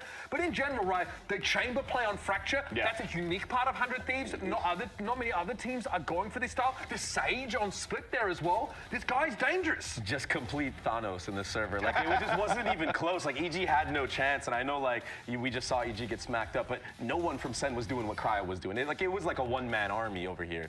And I don't know, seeing this head-to-head of him against DG Zine is just going to be so wild to me because, 7-0, we had 16 and some 7 or something from DG. It was amazing for me. It's going to be a matchup for the ages, I feel like, especially with the respect. We're not even talking about the main duelist from this team. I know. He went through Cryo. That's how good. Asuna for sure. That's the thing. And there's just going to be so much util and teamwork around 100 Thieves that they all have to deal with here for Loud. And that's going to be very difficult coming in for Luxia, right? Just coming into this roster, coming into the Sentinel role. We know that he's good. He's able to anchor around. But it's a big test against a team like 100 Thieves to play against. 2 years, like one of the longest-lived players on this roster. Massive shoes to fill. But Cryo and the rest of 100 Thieves increased the tempo versus Evil Geniuses last week and just ran it down. They were busting. You know what I mean? It's like they were busting. Yeah, sorry, I missed that cue. They were busting. I mean, this is obviously after a bit of a rough start to the state. They had to play like Sentinels, right? They had a great Haven in that series, but here they look so much better in this series. Now we know perhaps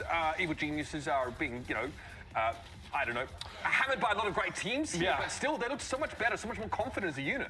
Yeah, the aggression was what was shining for 100 Thieves in this series. The set plays on their defensive sides. It wasn't even their attacks that you would think, okay, we're on attack now, we're just going to run it down. No, they were running it down on defense. Like, EG could not breathe. And that's something that they also did like during kickoff as well. Just Asuna on the Neon. He is going to go right away off the rip. Barriers come up. Let me try to stun around, get some space. And then also on the other side, as Fracture, for example, you have Cryo playing as a chamber. So they're really good at locking things down to make sure that the aggression that comes out from Asuna and the rest of the team gets the best value out of it.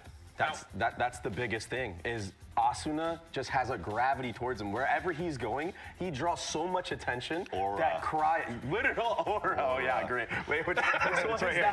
Let's check that one out. It's right there. But actual aura from Asuna, and Cryo is enabled because of that. That's the recipe for 100 Thieves' success. And again, we're delving into 100 Thieves. We want to know where their heads are at today, and for more on them, we're going to head back over to Elizabeth. She managed to check in with none other than EU. Now, you had your first win of stage 1 last week. What were the key takeaways from that match that you're going to take to this match today? I think we improve a lot match to match. So our big takeaways from the EG game was that micro fights together for us are really easy and comfortable, and it's something that we can fall back on instead of forcing individuality. So we're going to try to bring that into the loud game since they're all really talented.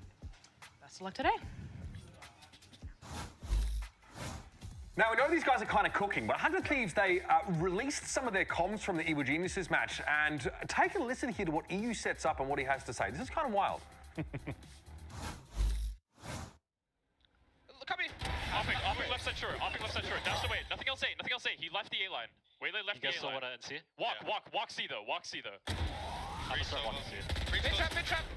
I'm holding for you, Kel. Yeah, fine. You're good. No. Yeah, they're doing a mid trap. 3B, guys. 3B, 1C, 1A. I'm facing garage. Can you guys get ready to push ceiling? No. Are they flooding or no? No.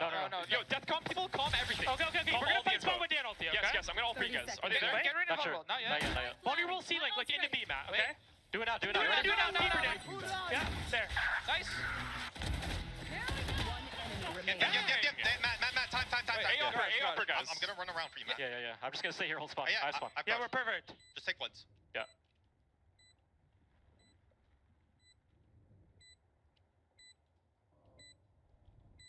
Save C long, guys. He is not. Yep, he's saving. Never mind. Let's go! Good call, Dan. You guys, you like a little call in the 3v5? Good boys. That was actually insane.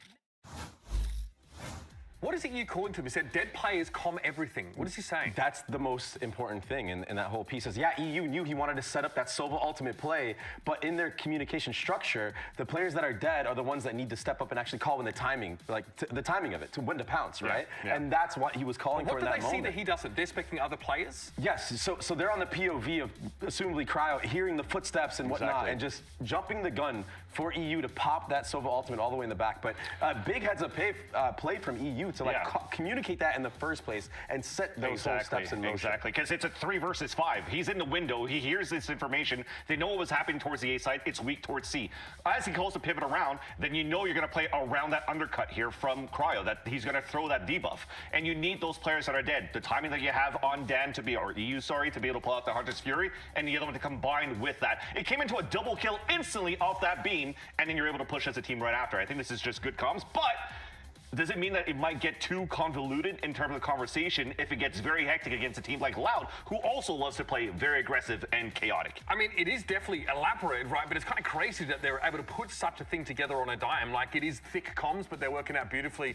Earlier today, actually, just now in EMEA, Loud's former IGL Sarhak of Carmine Corp scored a big win with that team. In the post-match interview, he gave us a bit of a message for his old teammates here in Americas. Or former team. My former team. Guys, I love you. Please win a match, please. Win, please. Giving you all my energy for this upcoming match, of course. Fight well, always. And yeah, that's it. Good luck. I love you guys, and please destroy them. We can carry this energy over to that. I think it's a good omen. It's a good omen. You win today. Sounds a little bit like his comms when he was on that Loud roster last year. Please, guys, please win. I've got the deadlock and attack side loaded, so we got to win this game. I got a Viper Phoenix breach. Let's get it done on a set here. We can do it, please. Let's try something. I'm on KO. I got a judge. Set me up. I just love how you have like Fraud, who's like, yeah, I'm not going to coach for you, and also Sadhak, who's like, yeah, please win, but I'm not going to tell you what to do. Yeah. Starting to hate away from me. You have to cross the pond for that. Don't touch with the and he's glowing, you know what I mean? He's looking good. They got a win against MKOI out there as well. Seemed like a pretty straightforward game. Now, even in Loud's losses, we've seen Pancada step up big time in 2025. This is a veteran. This is, a champion, right? He comes into this team that's starting to be filled in with some young players, and he now needs to step up and be the leader. Oh, yeah, definitely. I mean, he is the veteran on this team, especially for the new player, Luke Show, right? Like, he's going to be somebody that is looking up to him. So I just feel like, also the 1v4 that he got on this map of Pearl, it's just like, how did they throw this one away, even with this being said? That was the thing. We were talking about the decision, of Loud that was, for me, pretty bad here on Pearl. But it came down to not only one, but I think he had a second 4K going on to that. So he had a lot of multi-kills to try to keep Loud in the game. So yes, when people are questioning if Pancada comes back now into this roster, can he be good enough? Can he actually step up to the plate like he did before in the previous roster and previous iterations of Loud? Definitely he has been. 100%. I mean, he's been solid on every team he's been. Yeah. I almost went kind of crazy there.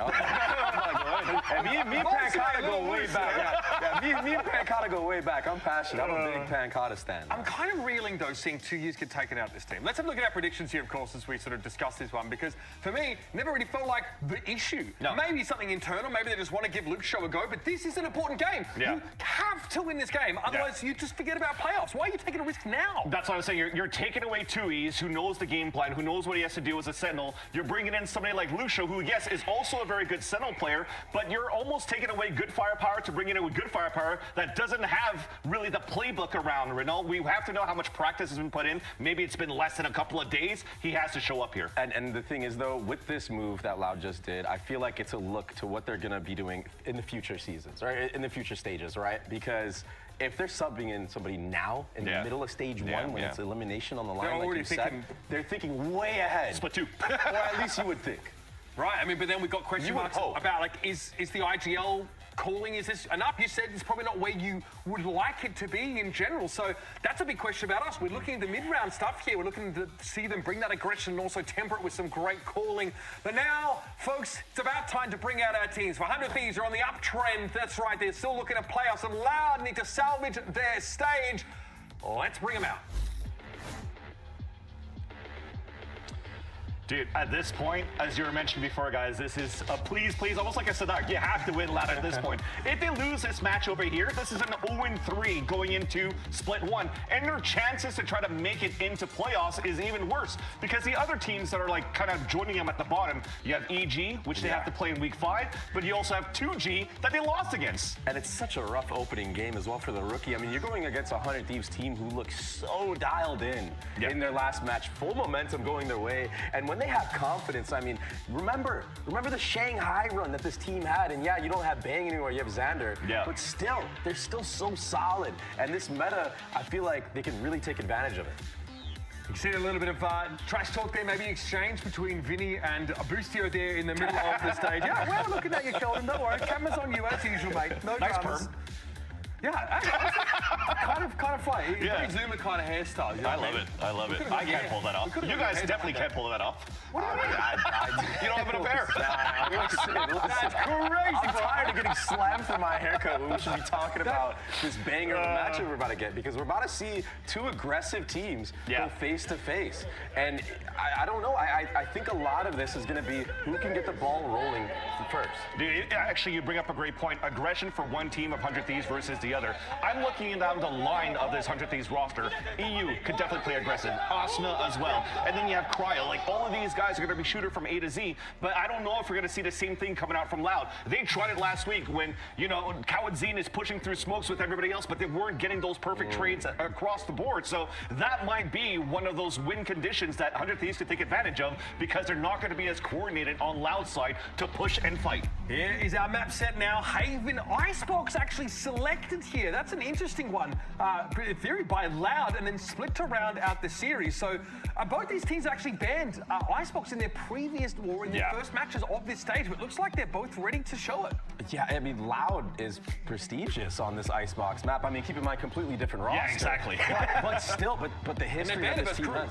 Yeah, true. But the history that this team has on this map shows why they want to pull it through here. And the history of that map was when you had this double controller, right? You have this Harbor playing with the Viper. And what have we seen from MIBR? Harbor and Viper. Yep. What have we seen from Crew? Harbor and Viper. Is there some scrims going on right now in that South American region that they could maybe try to overtake against 100 Thieves? But of course, Haven first, right? We saw ISO Neon from 100 Thieves, right?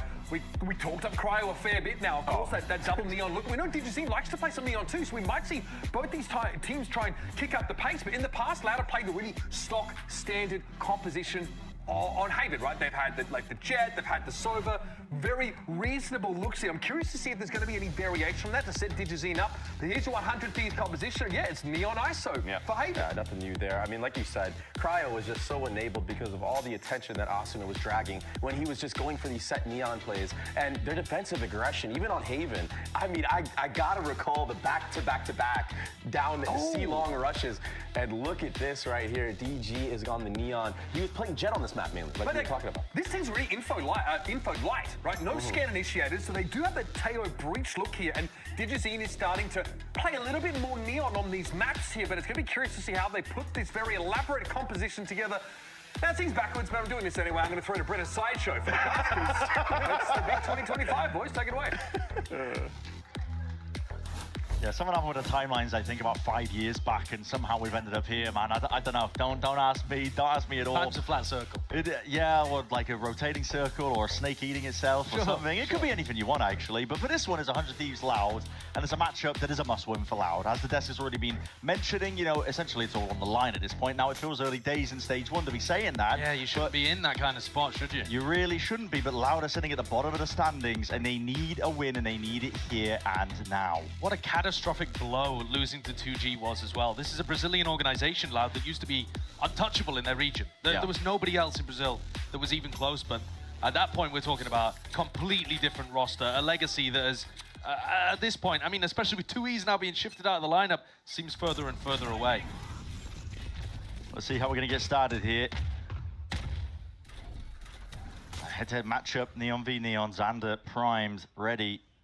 Held with the Paranoia. He's looking for that contact off of Asuna to trigger it, but that's a bit of a wild trap play here. So you're expecting Asuna to take contact, then Paranoia, and then Asuna runs at them, which only really works if it's specifically just the Cypher there. If there's more than one player. Oh, this drone gets broken in time there. Boostio, quick reposition.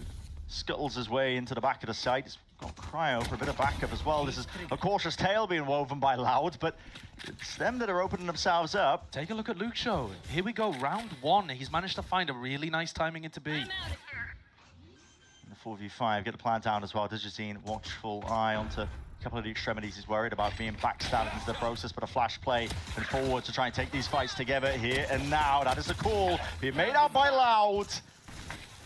Drawing the blood out. It's 3 versus 3, pushing them back and away into the open arms of Luke Shaw, and then we'll see it, a tap. Xander has made his way onto the side here, forcing the issue forwards as well. There's damage done. 4 bullets left. The right clicks, the bullets going wide, and the knives are coming out to play. Kawazine cleaning them all up for the Red Bull clutch. Oh, it's silly already. It's silly already. What a pistol round from Loud. What a close there from Kawazine as well, including a knife kill. I mean, mate. we were talking about some of the problems that we saw from Loud previously, and I felt like Vinny's calling was a bit of an issue for them in the 2G game. Yeah. Now, look at this round and how they start off with a little bit of A pressure, then they go towards a C split, and then they call an audible in the mid round to go back over towards B, because that's where Luke Shaw has found some space. If you have players, especially lurking Sentinel players, that can create you opportunities in the mid round, it can really help your IGL. So a lot of what the desk was talking about was how Luke Shaw coming in, well, maybe that's a bit of an upgrade over 2Es on the Sentinel role, but how is it really going to fix the problems that Loud has had? And there, in just the single round that we've seen, we have actually seen an example of Luke Shaw finding a really intelligent timing and making it easier for Vinny to call. Yeah, hard to agree, because on paper, you know, you might be questioning, well, the calling's a problem. You're going to be making reactive moves. I mean, maybe the roles wouldn't have worked out, but I was under the impression maybe Vinny would be the one to go. And then what, 2Es is playing Initiator? Yeah, I don't know. It doesn't really work in terms of roles, does it? And then who picks up the IGLing? Yeah. But it is interesting to see a very young player joining the league, and a player with a lot of eyes on him as well. A lot of the Brazilian scene looking towards Luke Shaw, expecting big things. He's very talented. Yeah, gassing him up. We've seen him play in the off-season events. And now we get to see him here on the VCT stage. And it is a tough spot. I really agree with the desk. It is difficult to just be thrown into Tier 1 here, having basically just turned 18, become eligible to play. And then you have to... Essentially, this is a must-win game. Like, you have to win this one as Loud. Otherwise, your chances of getting through to playoffs are what, maybe like 10, 15%. It's really low. It's really low, yeah. I mean, you're looking pretty rough if you are Loud here, but a good opener, winning out this pistol. We're getting this solved as well. Slight audio issue on stage now, just to keep you all honest. And yeah, we'll be getting into the game as soon as it's ready. And ahead of today's matchup as well, we ended up asking EU for his read on Loud star duelist player, DPI himself. Check this one out. I think DG Zen has like a good system for the way that he plays. He doesn't like force too many bad engagements. He usually tries to take his fights on his own terms, and he has a really like consistent method as to like how he likes taking his fights. Like usually like front to back. Like you won't see DG Zen like dashing into sight and like 360 and clearing every angle or anything trying to entry. He's very like calm, composed, and confident in the way that he plays, and I think that's why he's really good. We're getting to see DPI in the Neon versus Neon head-to-head here on Haven. And this is kind of new for him. We are used to seeing him play Jet on this map, pick up a ton of Operator on defense. I've got to imagine he's not going to be open as much once the sides swap. Yeah, you might throw it in every now and then, I think, just to add a twist to the overall game plan. But you are right in terms of Neon. You want to be active, you want to be moving around. Rifle in hand, mostly. And if you look at the way that Asuna tends to play it on the defense side, 100 Thieves are the only real, like, solid, decent team on Haven that we've got in America's playing an ISO composition on Haven. There are other teams that have tried to run it, but haven't found too much success. 100 Thieves have actually found a ton of success running this idea on Haven. But if you watch the way that Asuna's playing it, he's mostly playing to rotate. He's kind of the flexible flood player. It looks like we're about ready to go back in, though. Yeah, timer ticking down. And only Asuna on this C side with a stun perhaps to try to stop Loud. It's going to be met with an absolute wild play. He's just trying to feign like they are doing a hard play, but just the stun itself, not really enough to sell it. Well, Loud are getting the hell out of there. Yeah, maybe pushed into the stack. They're falling for the trap. Now, Kawanzin should be able to read this. There's been no follow-up, no carrying on pushing, no footsteps, and he drones and sees no one. So they've got to realize at this point that was a fake. And again, one of the players on Loud making it easier for Vinny to call. Asuna's going to overstay just ever so slightly for that information. He's going to get it, pays for it in blood. And my God, you don't have the weapons out for that one. Now, Lucio's not going to give up too much for the cause there. Just a ghost handed over to the opposition. And an open sight now for Loud as well. Yeah, that's pretty fine. We're taking a look at Cryo's ultimate, though. You do not really want to be building that one up. As soon as the ISO starts getting rolling, you heard Baby Bay talk about it. The first team to kind of hit the ground running here is going to have a big advantage because they're momentum-based, they're aggressive, they're fast. And as soon as you start ult cycling, it can be really difficult to play against that kind of style of Valorant. Yeah.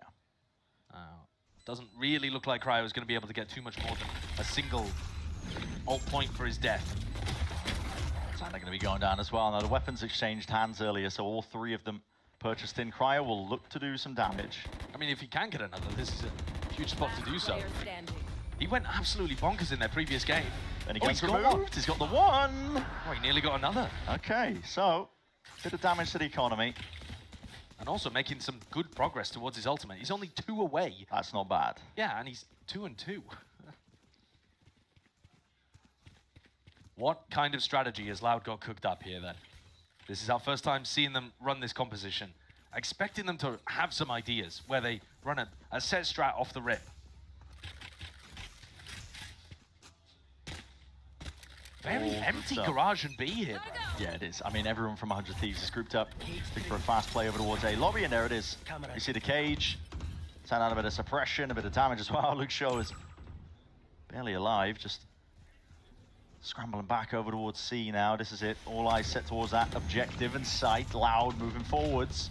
Util has to be clean, and diligence shown, I think, with their approach into this as well. They're being slowed down to a crawl by 100 Thieves, flooding straight back into the action. They want to try and take the fight straight to them, sliding in through the back as well. Trades are in sight. Loud coming out on top. Themselves access to this site and a plan, an extension now.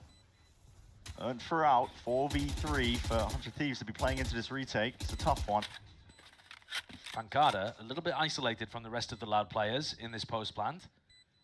And that's going to be the first target that 100 Thieves look for. And Cryo would love to find an isolated 1v1. I'll just get it. Wow, Vinny with the movement. Tap as well, Bulldog in hand. He's just swiftly dismissing Cryo, and the rest of the piece is going to be falling into the laps of these Loud players. Asuna realizing it. Wait a second. No money, no chance. Got to save the gun.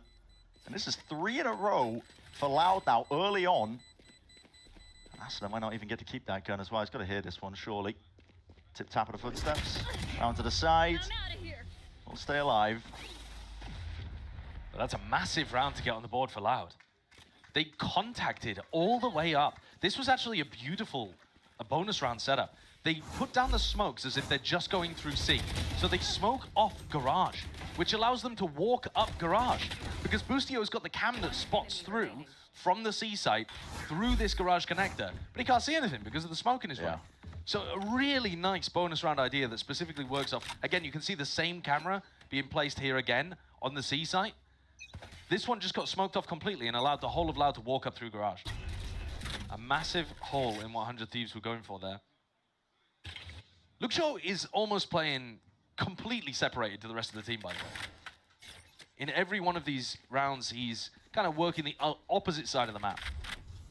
Make sure that he holds on to a bit of map control as well. You can see slow start into the round for Loud. They don't want to run into any sort of these half-life stacks that 100 Thieves might be opting into. They show presence and they're stacking more and more bodies while they're at it.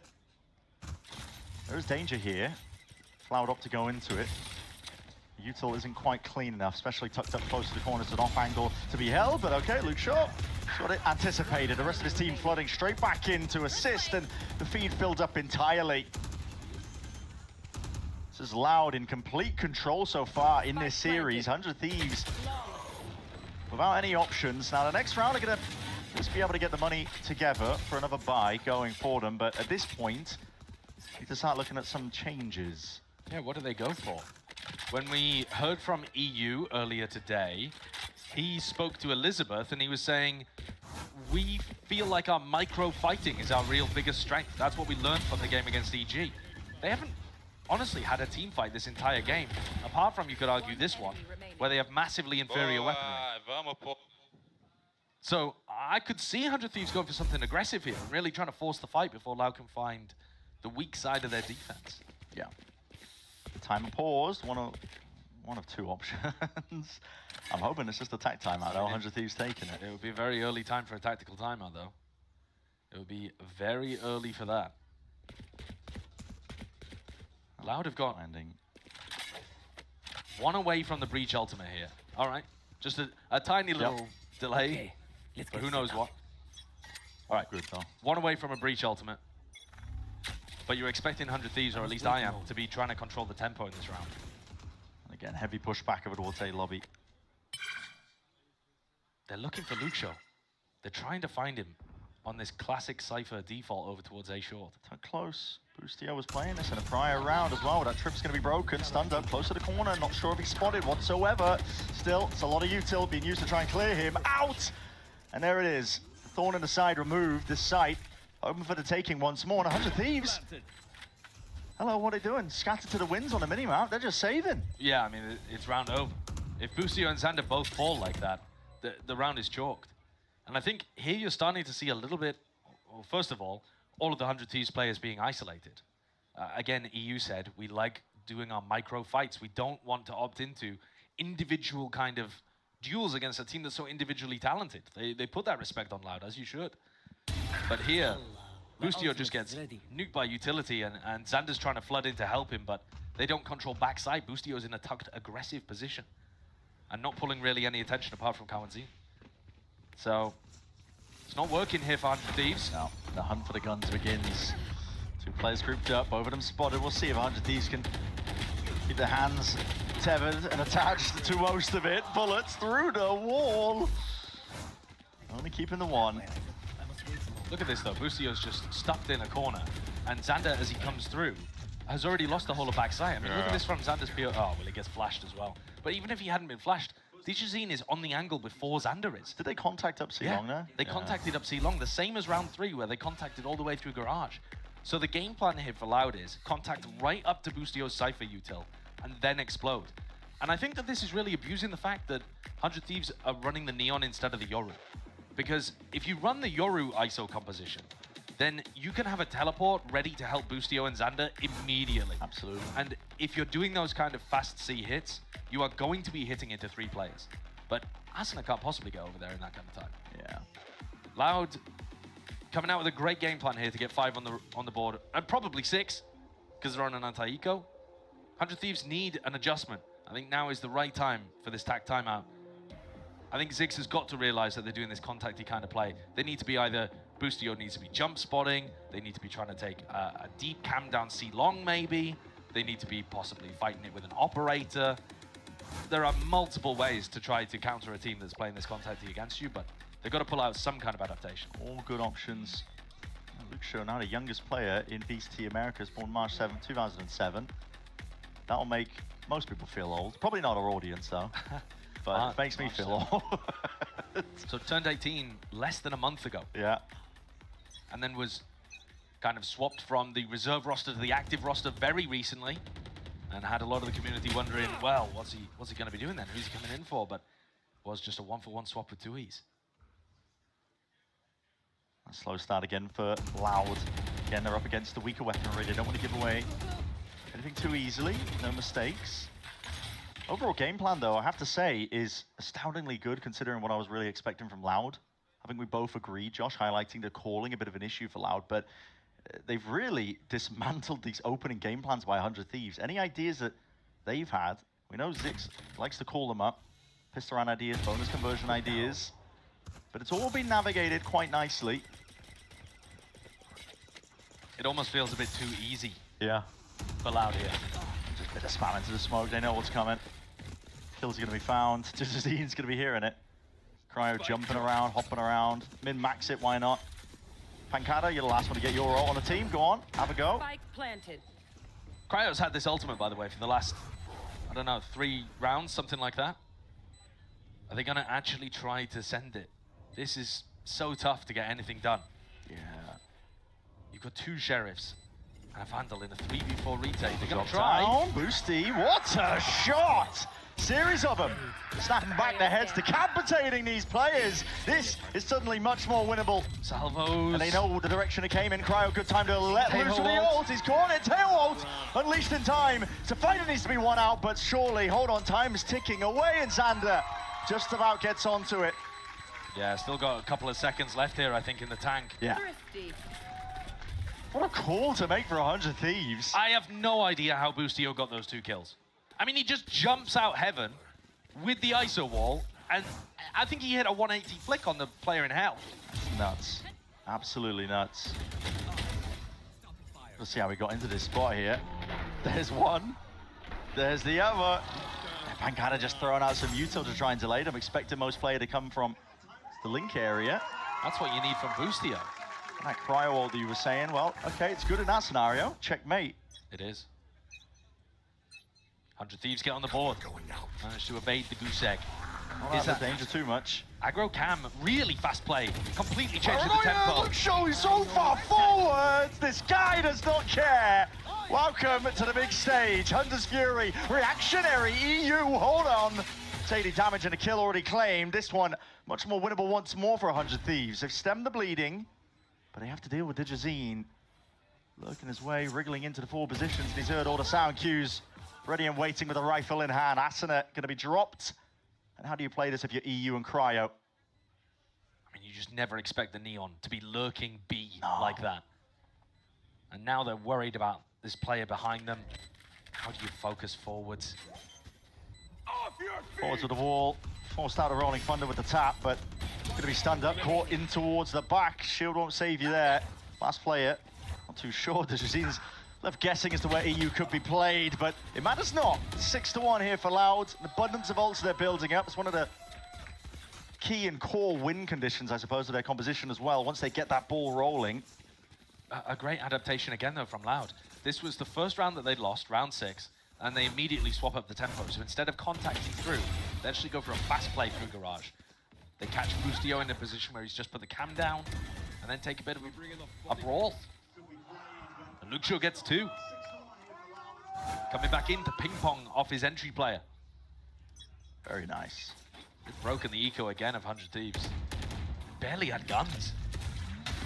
Glide to the side. Zizazine, you're alone player in that way. Asana plucks him out of the picture. The money's a little bit all over the place, but a couple more kills like that, you can do some serious work. Boostio even taking liberties. He's made the sound cute. Not what he was after there. No. Wow, my eyes are down.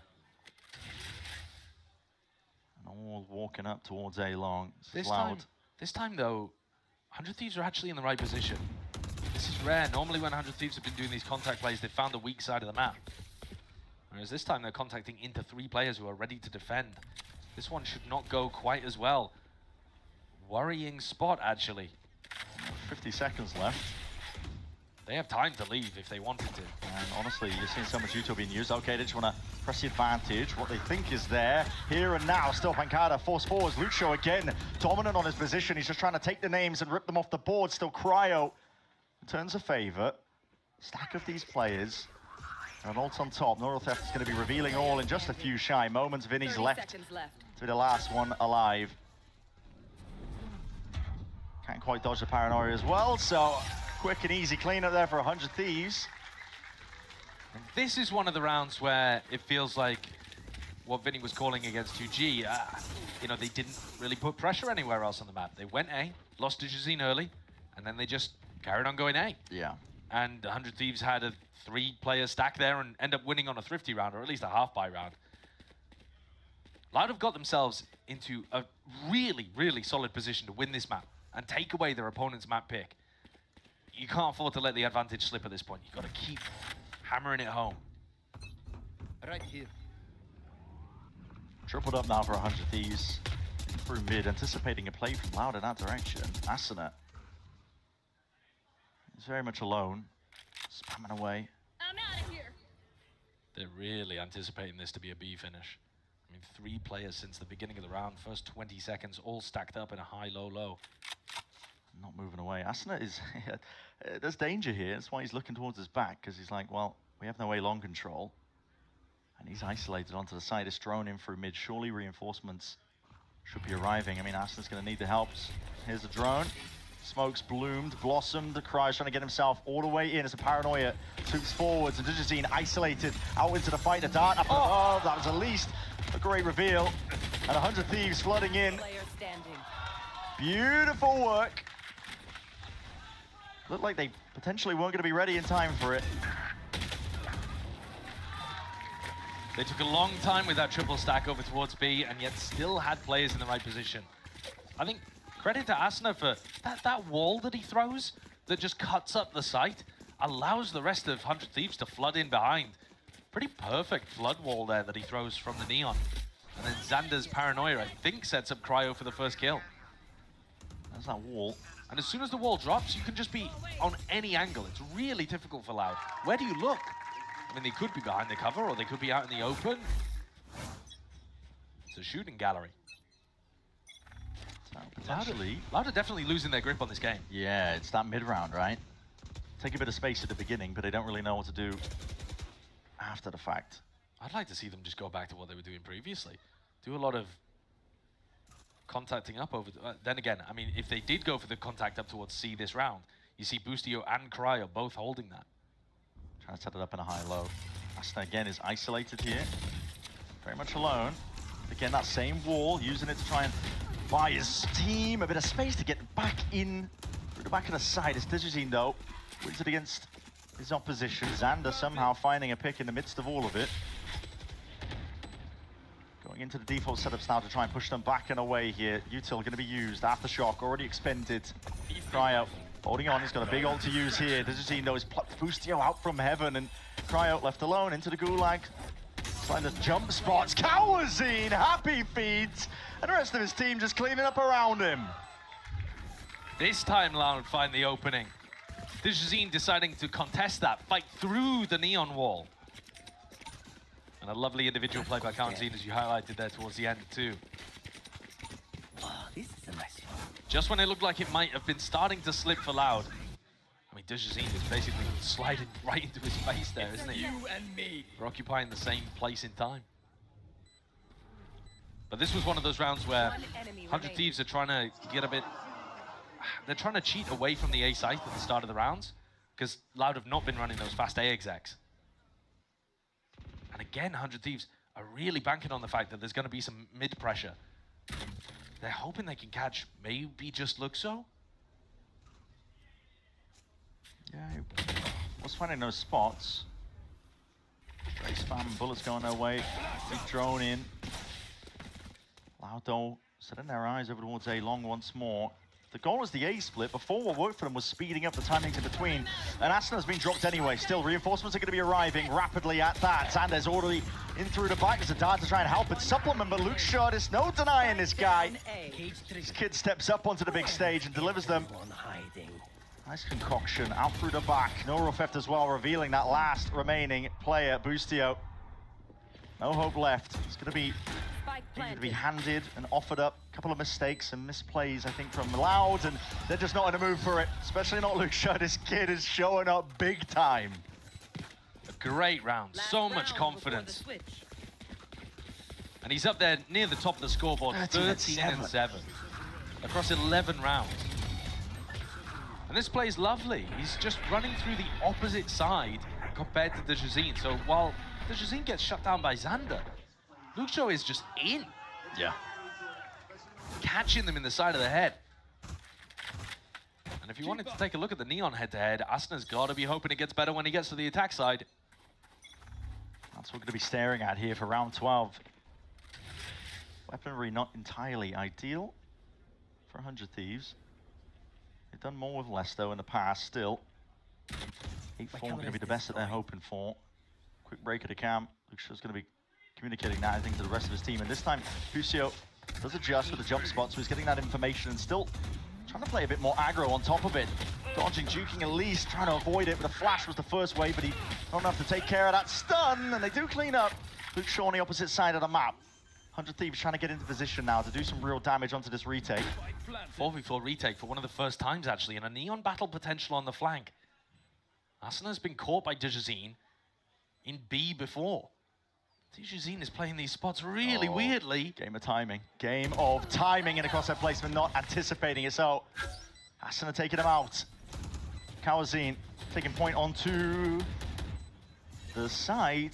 Narrowly sidestepping along most of it, and these kills seem to be flooding in. Pancada still EU. Answered straight back, gliding into your face. And good luck dealing with that. There's no aim labs routine that can help with you. I mean, listen, 4 rounds, 100 Thieves, they will take it at this point. Yeah, that's a bit of a weird one. 100 Thieves have been looking for that, where they hunt down Luxio early on and then play the retake. Vinny died to a shock dart there too. Little bit of chaos, but I think Loud will be very happy with the half overall. An 8-4, where most of it, like the rounds 1 through 5, and then round 7 as well, basically all off a really good game plan. Yeah. Call it the game plan, call it the anti, whatever you like, but it got Loud up to some serious success early. Absolutely, a lot of momentum as well. We'll see if 100 Thieves can answer back on the other side.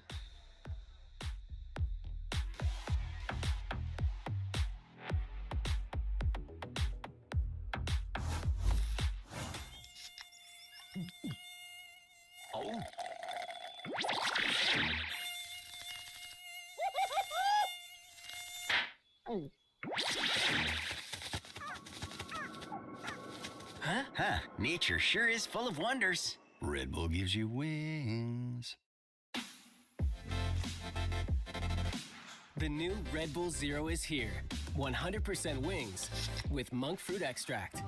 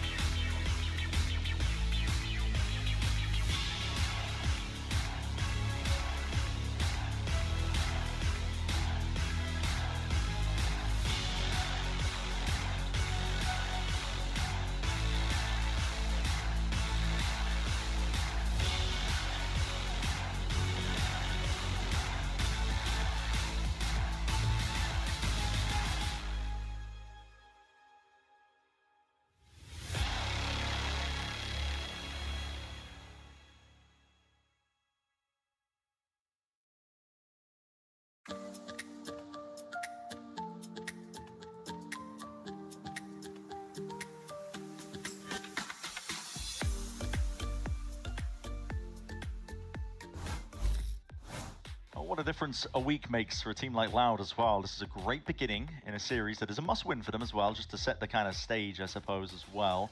If they ended up losing this overall series, it would be rough for them, to be honest, to make playoffs overall in stage 1 towards the end of it. For 100 Thieves, though, they're a team that they don't shy away from these opening game plans on the pistol, and I saw a multitude of pings on the minimap as well. They are cooking something up.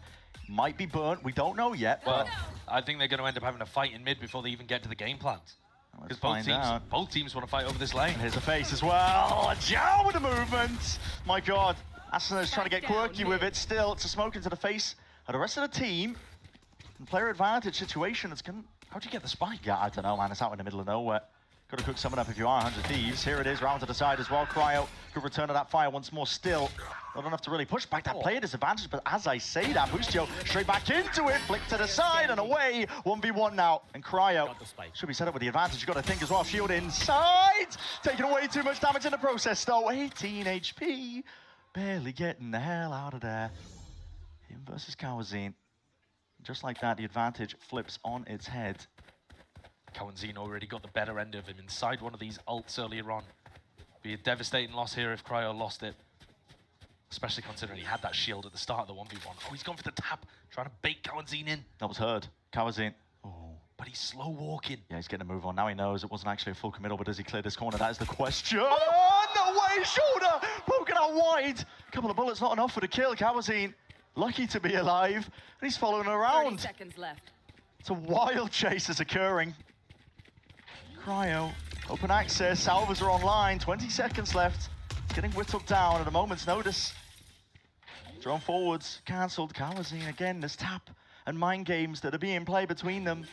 13 seconds left, Kawazine taking the peek out wide now, full committal by Cryo. It's all about this one fight that's taken now, and into the timing, Kawazine wins it out. He's at his number today. Oh. And Kawazine's had some big moments too. Feels like everybody on Loud finding their spot, able to step up when it matters. And that has just catapulted them into a spot where they should be winning the map at this point. It's a great one.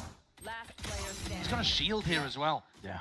Once the ISO starts rolling in rounds like this, I mean, what is that peak as well? He's just perfectly shoulder baited the shot. Yeah.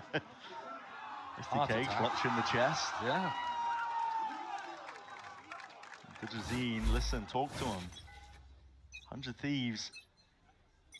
They love to get off to these early starts with a bit of momentum behind them, winning out these pistols. So far, this map has not gone their way. And here, not quite all in, but they're just going to be sending it flying forwards now into the seaside. Reinforcements arriving in through the back as well. You got to know exactly where these players be laying in wait. Boostio. Not much you could do from this spot, unfortunately. Zine, very aware. This is the kind of round that Thieves could never really put together on their defense side. You see here how Luxor didn't get overwhelmed. He had constant people flooding in to defend him and help him.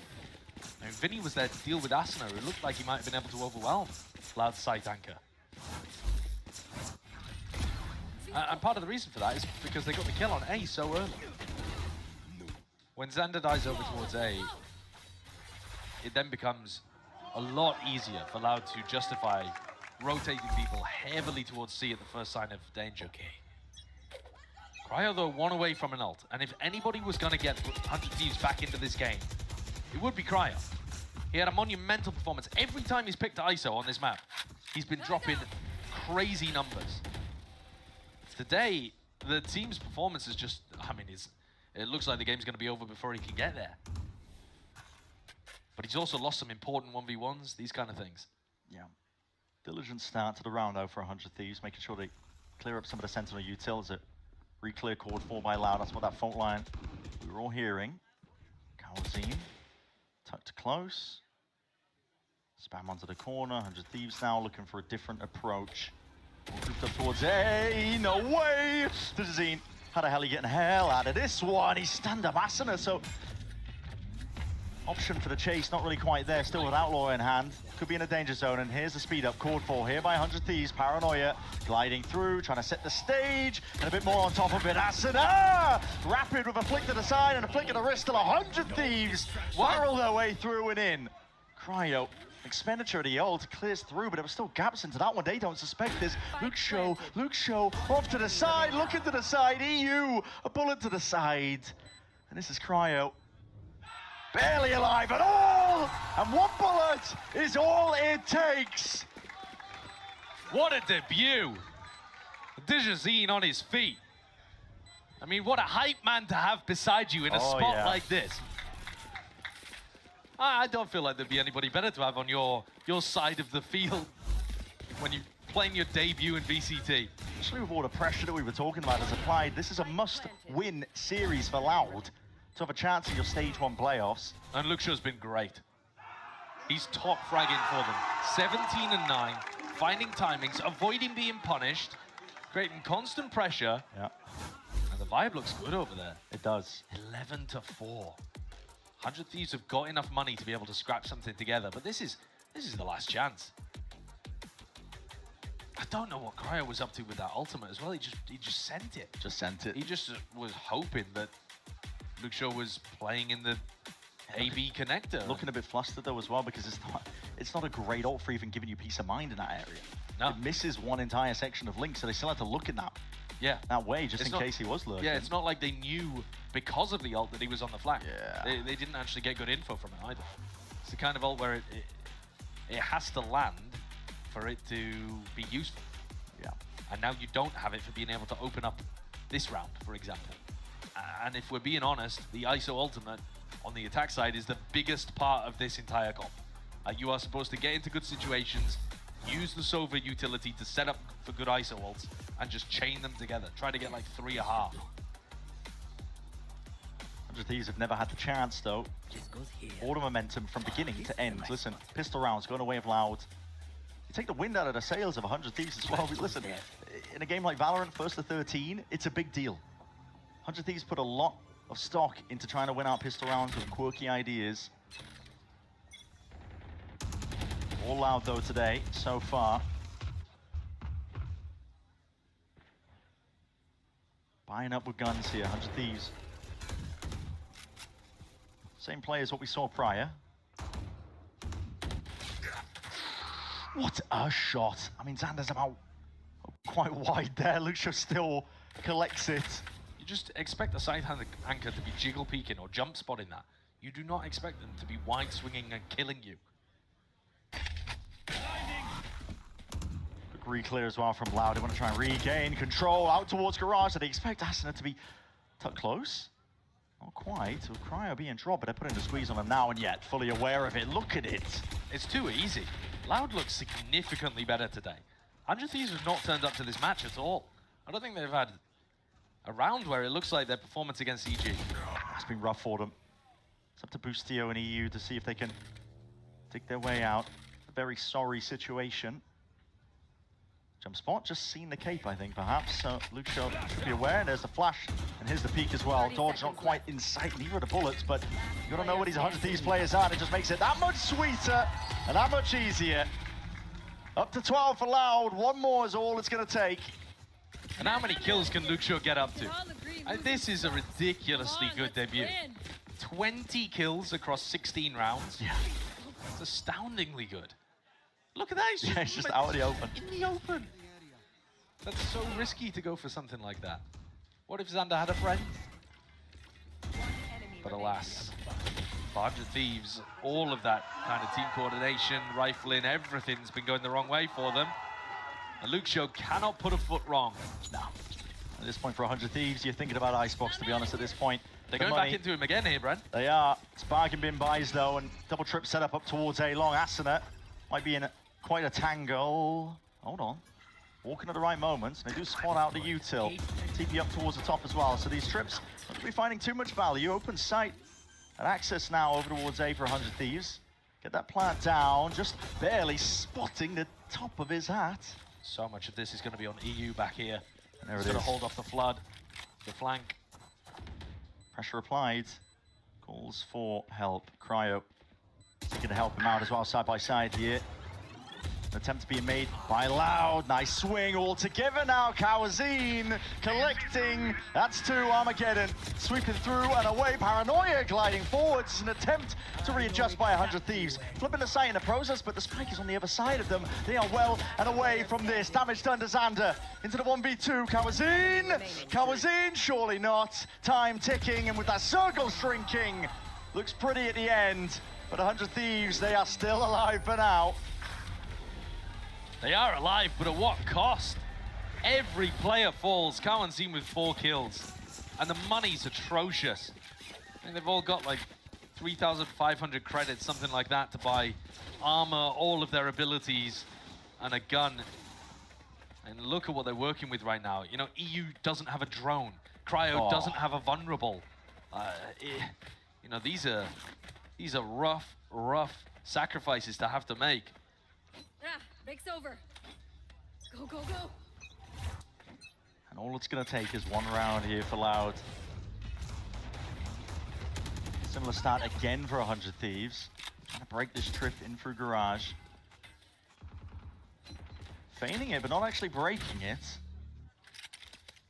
Drone going out. Not having a drone on a round like this is a nightmare for 100 Thieves attack macro. EU's just going to hope to, I guess, shoot people with his Guardian. Yeah, I mean, 100 hope Thieves that makes the gonna be difference. clean with the trades, haven't they? Kawazine forward still. Too much to overcome. DG's in a weird spot here. Really is. It's a wall. It's going to be tracking. Where the hell is Asuna playing, man? Stern off to the side as well. Good collection. Xander's there, though. Supplements it. Necessary. Good wall from Cryo, too. Keeping himself safe in that spot. Now it's actually Loud, who are in a bit of a weird position. If you want to go for a save in a spot like this, you're in a 3v5. Very difficult to make anything happen. No flank potential. Yeah. And they're just going to save. So one of the more difficult rounds for 100 Thieves to convert on, because they were coming in with a Bulldog and lacking some major util like the drone from EU. But they make it work. And mostly just to do with finding particularly awkward timing for Kawazine. Left alone and out in the open at A-Long.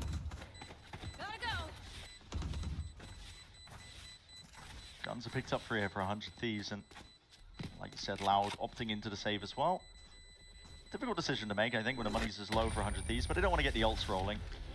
It's probably the big thing with a comp that 100 Thieves are running. It's one thing that will get them back into this map, even though it seems pretty far off from now at this point in terms of a 6-round deficit. Loud up to 12. Yeah, it definitely can ult cycle to some degree, but I think that requires Cryo going absolutely bonkers. And DG, he's bringing out the operator. Gonna be taking it down short, having a look at Boostio. Go, go, go. Gotta go. No, taking it down A-Long as well. Still with Boostio in his sights, most likely. Same opener. Okay, that's a bit of a difference maker, though. With Boosty drop down over towards A. Walking up behind us. You know the trip's been there. Definitely prior. Luke going to be feeling the heat soon enough. And, well, just, oh my, hopping around, shooting around. Barely able to get a control of this one. Asuna puts him to bed. Puts him to rest. In through the site now. 100 Thieves get this plant down. Forward aggro positions, almost like they wanted to go for another attempt at a refight, but with EU playing his old as well, I mean, they could go for it again. Yeah, they might be going for a silver ult play here. Saw this play before, he doesn't quite have the vulnerable. Still, here's that Hunter's Fury, ults layered down, and there it is, lining them all up. Dodging, juking, off to the side, still 2v2. In the midst of all of this one with the body peeking, ever so slightly out, Xander. As long as he stays alive though, that's the danger, the dart. Narrowly missing this one, Shockey's raining in from above. Kawazine having to dodge to the side for most of this one here. Kills have flooded in, and Loud are the ones winning it out. In control from beginning to end. What a turnaround.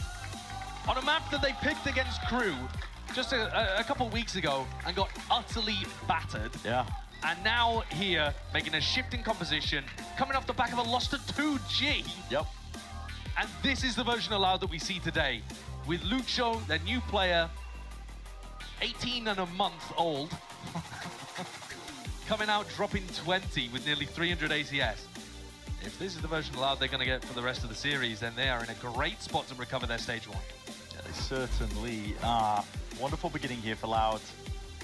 Bit of a twist as well overall to the series, I think, with a lot of our expectations when you bring in a new player, when the calling was looking so rough. But I said it earlier, I'll say it again, what a difference a week makes. And now Loud, we're quite happy we're going to be heading into familiar territory for them. You know, they did ban Icebox prior.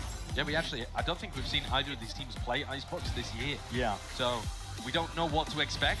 It could be another situation where Loud think it's good for them, but it's actually great for Thieves.